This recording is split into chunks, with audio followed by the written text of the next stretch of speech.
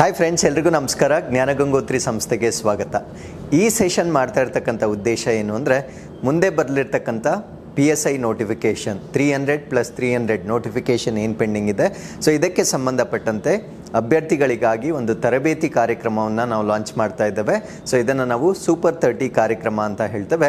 So ಈ ಒಂದು ಬ್ಯಾಚ್ಗೆ ನಾವು ಕೇವಲ 30 ವಿದ್ಯಾರ್ಥಿಗಳನ್ನು ಮೆಂಟರ್ಶಿಪ್ ಮಾಡ್ತಕ್ಕಂಥ ಒಂದು ಪ್ರೋಗ್ರಾಮ್ ಇದಾಗಿರುತ್ತೆ. ಸೊ ಈ ಕಾರ್ಯಕ್ರಮ ಯಾರಿಗೆ ಸೂಟಬಲ್ ಆಗಿರುತ್ತೆ ಅಂದರೆ, ಸೊ ಯಾರಿಗೆ ಒಂದು ಪ್ರಾಪರ್ ಸ್ಟಡಿ ಪ್ಲ್ಯಾನನ್ನು ಮಾಡ್ಕೊಳ್ಳಿಕ್ಕೆ ಆಗ್ತಾ ಇಲ್ಲ, ಯಾರು ಸ್ವಲ್ಪ ಹತ್ತಿರ ಬಂದು ಫೇಲ್ ಆಗ್ತಾ ಇರ್ತಕ್ಕಂಥ ವಿದ್ಯಾರ್ಥಿಗಳು ಯಾರಿರ್ತಾರೆ, ಸೊ ಯಾರು ತಮ್ಮ ಪ್ರಿಪರೇಷನಲ್ಲಿ ಏನಾದರೂ ಲ್ಯಾಕುನಾ ಇದೆ ಅಥವಾ ಕಾನ್ಫಿಡೆನ್ಸ್ ನನಗೆ ಬರ್ತಾ ಇಲ್ಲ ಅಂತ ಫೀಲ್ ಆಗ್ತಾ ಇರ್ತಾರೆ. ಸೊ ಈ ವಿದ್ಯಾರ್ಥಿಗಳಿಗಾಗಿ ನಾವೇ ಒಂದು ಸ್ಟಡಿ ಪ್ಲ್ಯಾನ್ ಅನ್ನು ಕೊಟ್ಟು ನಿಮ್ಮ ಜೊತೆ ವರ್ಕ್ ಮಾಡಿಸ್ತಕ್ಕಂಥ ಒಂದು ಕಾರ್ಯಕ್ರಮವಾಗಿರುತ್ತೆ. ಸೊ ಈ ಕಾರ್ಯಕ್ರಮ 9ನೇ ತಾರೀಕು ಡಿಸೆಂಬರ್ನಿಂದ ಪ್ರಾರಂಭವಾಗಿ ನಿಮ್ಮ ಎಕ್ಸಾಮಿನೇಷನ್ ಬರುವವರೆಗೆ ನಿರಂತರವಾಗಿ ತರಬೇತಿಯನ್ನು ನೀಡ್ತಕ್ಕಂಥ ಒಂದು ಕಾರ್ಯಕ್ರಮವಾಗಿರುತ್ತೆ. ಸೊ ಈ ಸೆಷನ್ನಲ್ಲಿ ನಾನು ಈ ಒಂದು ಕಾರ್ಯಕ್ರಮವನ್ನು ನಾವು ಯಾವ ರೀತಿ ಡಿಸೈನ್ ಮಾಡಿದ್ದೇವೆ, ಯಾವ ರೀತಿ ನಿಮಗಿದು ಬೆನಿಫಿಟ್ ಆಗುತ್ತೆ, ಎಲ್ಲದರ ಬಗ್ಗೆ ಮಾಹಿತಿಯನ್ನು ನಾನು ಶೇರ್ ಮಾಡ್ತೇನೆ. ಸೊ ನಿಮಗೇನೇ ಕಾರ್ಯಕ್ರಮದ ಬಗ್ಗೆ ಡೌಟ್ಸ್ ಇದ್ದರೂ ಕೂಡ ಅದನ್ನು ನಮಗೆ ಕಮೆಂಟ್ಸಲ್ಲಿ ತಿಳಿಸ್ಬೋದಾಗಿರುತ್ತೆ, ಅಥವಾ ನಮ್ಮ ದೂರವಾಣಿ ಸಂಖ್ಯೆಗಳಿಗೆ ನೀವು ಕರೆ ಮಾಡಿ ಕ್ಲಾರಿಫಿಕೇಷನನ್ನು ತೆಗೆದುಕೊಳ್ಬೋದಾಗಿರುತ್ತೆ. ಸೊ ಈ ಕಾರ್ಯಕ್ರಮ ಕಡ್ಡಾಯವಾಗಿ ಆಫ್ಲೈನ್ ಪ್ರೋಗ್ರಾಮ್ ಆಗಿರುತ್ತೆ. ಸೊ ಆನ್ಲೈನಲ್ಲಿ ಈ ಕಾರ್ಯಕ್ರಮವನ್ನು ಮಾಡಲಿಕ್ಕಾಗೋದಿಲ್ಲ, ಬಿಕಾಸ್ ನಮಗೆ 1-to-1 ಕಾಂಟ್ಯಾಕ್ಟ್ ಅಂತಕ್ಕಂಥದ್ದು ಈ ಕಾರ್ಯಕ್ರಮದ ಒಂದು ಪ್ರಮುಖವಾಗಿರ್ತಕ್ಕಂಥ ಅಂಶವಾಗಿರೋದ್ರಿಂದ so strictly this programme is for only offline learners ಆಗಿರುತ್ತೆ. ಹಾಗಿದ್ರೆ ಸೊ ಈ ಕಾರ್ಯಕ್ರಮದ ಬಗ್ಗೆ ನಾವು ಸಂಪೂರ್ಣ ಮಾಹಿತಿಯನ್ನು ಇಲ್ಲಿ ಡಿಸ್ಕಸ್ ಮಾಡ್ತಾ ಬರೋಣ. ನಾವು ಈ ಕಾರ್ಯಕ್ರಮವನ್ನು ನಾವು ಏನಕ್ಕೆ ಮಾಡ್ತಾ ಇದ್ದೀವಿ ಅಂದರೆ, ಓವರ್ ದಿ ಇಯರ್ಸ್ ಏನಾಗಿದೆ ಅಂದರೆ, ಸೊ ಆ ಪರೀಕ್ಷೆ ಪ್ರಶ್ನೆ ಪತ್ರಿಕೆಯ ಟಫ್ನೆಸ್ ಅಂತಕ್ಕಂಥದ್ದು ಗ್ರ್ಯಾಜುಯಲಿ ಇನ್ಕ್ರೀಸ್ ಆಗ್ತಾ ಇರುತ್ತೆ. ಆ್ಯಕ್ಚುಲಿ ಸೊ KSP ಈ ಒಂದು ಪರೀಕ್ಷೆಯನ್ನು ಕಂಡಕ್ಟ್ ಮಾಡುವಾಗ ಪ್ರಪ್ರಥಮ ಬಾರಿಗೆ 545 ನೋಟಿಫಿಕೇಷನನ್ನು ಪರೀಕ್ಷೆ ಏನು ಕಂಡಕ್ಟ್ ಮಾಡಿರ್ತಾರೆ, ಸೊ ಅಲ್ಲಿಂದ ಟ್ರೆಂಡ್ ಚೇಂಜ್ ಆಗಿರುತ್ತೆ. ಸೊ ಚೇಂಜ್ ಆದ ನಂತರ ಮತ್ತೆ ಆ ಮರು ಪರೀಕ್ಷೆ ಆದಾಗ ಅದು KEAಗೆ ವಾಪಸ್ ಹೋದಾಗ 545 ರೀ ಎಕ್ಸಾಮ್ ಮಾಡಿದಾಗ ಮತ್ತೆ ಪ್ಯಾಟರ್ನ್ ಓಲ್ಡ್ ಪ್ಯಾಟರ್ನ್ಗೆ ಶಿಫ್ಟ್ ಆಗಿತ್ತು. ಬಟ್ ಈಗ 402 ಎಕ್ಸಾಮಿನೇಷನ್ ಏನು ಕಂಡಕ್ಟ್ ಮಾಡಿರ್ತಾರೆ, ಸೊ ಆ ಪ್ಯಾಟರ್ನ್ ಮತ್ತೊಮ್ಮೆ ಹೈ ಸ್ಟ್ಯಾಂಡರ್ಡ್ಸ್ ಕ್ವೆಶನ್ ಪೇಪರ್ ಬಂದಿರತಕ್ಕಂಥದ್ದನ್ನು ನಾವು ನೋಡ್ಬೋದಾಗಿರುತ್ತೆ. ಸೊ ಈಗ ಈ ಒಂದು ಹೈ ಸ್ಟ್ಯಾಂಡರ್ಡ್ ಕ್ವೆಶನ್ ಪೇಪರ್ ಏನು ಬಂದಿದೆ, ಸೊ ಅದನ್ನು ನಾವು ಹೈಯೆಸ್ಟ್ ಟಫ್ನೆಸ್ ಅಂತ ಕ್ಯಾಟಗರೈಸ್ ಮಾಡ್ಬೋದಾಗಿರುತ್ತೆ. ಸೊ PSI ಪರೀಕ್ಷೆಗಳಿಗೆ ಇನ್ನು ಮುಂದೆ ಸೊ ಇದಕ್ಕಿಂತ ಟಫ್ನೆಸ್ ಮಾಡ್ತಕ್ಕಂಥ ಚಾನ್ಸಸ್ ಅಂತೂ ಇರೋದಿಲ್ಲ, ಬಿಕಾಸ್ ಆ ಮ್ಯಾಕ್ಸಿಮಮ್ ಥ್ರೆಶೋಲ್ಡ್ ಏನಿದೆ ಅದನ್ನು ಆಲ್ರೆಡಿ ರೀಚ್ ಮಾಡಿರತಕ್ಕಂಥದ್ದನ್ನು ನಾವು ನೋಡ್ಬೋದಾಗಿರುತ್ತೆ. ಸೊ ಈ ನಿಟ್ಟಿನಲ್ಲಿ ಈ ಮಾಡ್ರನ್ ಟ್ರೆಂಡ್ ಆಫ್ ಎಕ್ಸಾಮಿನೇಷನ್ ಏನಿದೆ, ಸೊ ಆ ಮಾಡ್ರನ್ ಟ್ರೆಂಡ್ಗೆ ವಿದ್ಯಾರ್ಥಿಗಳನ್ನು ತಯಾರಿ ಮಾಡ್ತಕ್ಕಂಥ ಒಂದು ಕಾರ್ಯಕ್ರಮ ಇದಾಗಿರುತ್ತೆ. So because most of the students ಏನಾಗಿರುತ್ತೆ ಅಂದರೆ, ಸೊ ತುಂಬ ಚೆನ್ನಾಗಿ ಓದಿರ್ತಾರೆ ಅಥವಾ 24/7 ಅವರು ಕಷ್ಟಪಟ್ಟು ಓದಿರ್ತಾರೆ. ಬಟ್ ಎಕ್ಸಾಮಿನೇಷನ್ ಹಾಲಲ್ಲಿ ಹೋಗಿ ಆ ಪ್ರಶ್ನೆ ಪತ್ರಿಕೆಯನ್ನು ನೋಡಿದ ಕೂಡಲೇ ಸೊ ಅವರು ಸೈಕೋಲಾಜಿಕಲಿ ಅವರು ವೀಕ್ನೆಸ್ ಆಗಿರುತ್ತೆ, ಅಥವಾ ಒಂದು ಕಾನ್ಫಿಡೆನ್ಸನ್ನು ಅದು ಕಿಲ್ ಮಾಡಿರುತ್ತೆ. ಕಾರಣ ಏನು ಅಂದರೆ, ಆ ಡೆಪ್ತ್ ಆಫ್ ದಿ ಕ್ವೆಶನ್ಸ್ ಏನಿರುತ್ತೆ ಅಥವಾ ಆ new pattern of the questions ಏನಿರುತ್ತೆ, ಸೊ ಆ ಒಂದು ಪ್ಯಾಟರ್ನ್ಗೆ ಬಹುಶಃ ಬಹಳಷ್ಟು ವಿದ್ಯಾರ್ಥಿಗಳು ತಯಾರಿ ಆಗಿರೋದಿಲ್ಲ. ಸೊ ಯಾವಾಗ ನಾವು ಪ್ಯಾನಿಕ್ ಆಗ್ತೀವಿ, ಸೊ ಅವಾಗ ನಮಗೆ ಬರ್ತಕ್ಕಂಥ ಆನ್ಸರ್ಸು ಕೂಡ ನಾವು ಮರ್ತೋಗ್ತಕ್ಕಂಥ ಒಂದು ಸಾಧ್ಯತೆ ಇರುತ್ತೆ. ಸೊ ಈ ನಿಟ್ಟಿನಲ್ಲಿ ವಿದ್ಯಾರ್ಥಿಗಳನ್ನು ಸೈಕೋಲಾಜಿಕಲಿ ಟ್ರೈನ್ ಮಾಡ್ತಕ್ಕಂಥದ್ದು, ಎಷ್ಟೇ ಡಿಫಿಕಲ್ಟಿ ಲೆವೆಲ್ ಇದ್ರೂ ಕೂಡ ಆ ಕಾನ್ಫಿಡೆನ್ಸನ್ನು ನಿಮ್ಮಲ್ಲಿ ಬಿಲ್ಡ್ ಮಾಡ್ತಕ್ಕಂಥ, ಸೊ ಆ ಎಕ್ಸಾಮ್ ಕೂಡ ನಿಮಗೆ ನಾರ್ಮಲೈಸ್ಡ್ ಎಕ್ಸಾಮಿನೇಷನ್ ಆಗಿ ಕನ್ವರ್ಟ್ ಮಾಡ್ತಕ್ಕಂಥ ಪ್ರೋಸೆಸ್ಗಾಗಿ ಸೊ ಈ ಒಂದು ಟ್ರೈನಿಂಗ್ ಪ್ರೋಗ್ರಾಮನ್ನು, ಇದೊಂದು ಸ್ಟ್ರಿಂಜೆಂಟ್ ಟ್ರೈನಿಂಗ್ ಪ್ರೋಗ್ರಾಮ್ ಆಗಿರುತ್ತೆ. ತುಂಬ ರಿಗರಸ್ ಆಗಿ ವರ್ಕ್ ಮಾಡಲಾಗುತ್ತೆ. ಸೊ ಈ ಒಂದು ಕಾರ್ಯಕ್ರಮವನ್ನು ಯಾರ್ಯಾರು though students who go through this particular program ಏನಾಗಿರುತ್ತೆ, ಸೊ ಆ ಎಕ್ಸಾಮ್ ಅಂತಕ್ಕಂಥದ್ದು ಕೂಡ ಆ ಮಾಡರ್ನ್ ಟ್ರೆಂಡ್ ಅಂತಕ್ಕಂಥದ್ದು ಕೂಡ ಸೊ ನಾವು ನಾರ್ಮಲೈಸ್ ಮಾಡ್ತಕ್ಕಂಥ ಒಂದು ಪ್ರೋಗ್ರಾಮ್ ಇದಾಗಿರುತ್ತೆ. ಸೊ ಯಾವಾಗ ಆ ಮಾಡರ್ನ್ ಟ್ರೆಂಡ್ ಕೂಡ ನಿಮಗೆ ನಾರ್ಮಲೈಸ್ ಆಗುತ್ತೆ, ಸೊ ಅವಾಗ ನೀವು ಎಕ್ಸಾಮಿನೇಷನ್ ಹಾಲಲ್ಲಿ ಪ್ಯಾನಿಕ್ ಆಗೋದಿಲ್ಲ. ಸೊ ಯಾವಾಗ ಪ್ಯಾನಿಕ್ ಆಗೋದಿಲ್ಲ, ಸೊ ನೀವು ಮ್ಯಾಕ್ಸಿಮಮ್ ಸ್ಟ್ರೈಕ್ ರೇಟನ್ನು ಮಾಡ್ತಕ್ಕಂಥ ಒಂದು ಸಾಧ್ಯತೆ ಇರುತ್ತೆ. ಸೊ ಈ ಕಾರ್ಯಕ್ರಮವನ್ನು ನಾವು it is not a coaching program, ಇದನ್ನು ನಾವು ಟ್ರೈನಿಂಗ್ ಪ್ರೋಗ್ರಾಮ್ ಅಂತ ಹೇಳ್ತೇವೆ. ಸೊ ಈ ಕಾರ್ಯಕ್ರಮವನ್ನು ನಾವು 0 ಇಂದ ಸ್ಟಾರ್ಟ್ ಮಾಡ್ತಾ ಇಲ್ಲ. ಸೊ ಈ ಕಾರ್ಯಕ್ರಮ ಆಲ್ರೆಡಿ ಯಾರಿಗೆ ಕೋಚಿಂಗ್ ಆಲ್ರೆಡಿ ಕಂಪ್ಲೀಟ್ ಆಗಿರುತ್ತೆ, ಅಥವಾ ಯಾರು ಅಟ್ಲೀಸ್ಟ್ 1 ಅಥವಾ 2 ಅಟೆಂಪ್ಟ್ಸ್ ಅನ್ನು ಮಾಡಿರ್ತಾರೆ, ಅವರಿಗೆ ತರಬೇತಿಯನ್ನು ನೀಡ್ತಕ್ಕಂಥ ಕಾರ್ಯಕ್ರಮವಾಗಿರುತ್ತೆ. ಇದು ಕೋಚಿಂಗ್ ಕಾರ್ಯಕ್ರಮವಾಗಿರೋದಿಲ್ಲ. ಕೋಚಿಂಗ್ಗೋಸ್ಕರ ನಾವು ಸಪ್ರೇಟ್ ಬ್ಯಾಚಸ್ ಅನ್ನು ಕಂಡಕ್ಟ್ ಮಾಡ್ತಾ ಇದ್ದೇವೆ.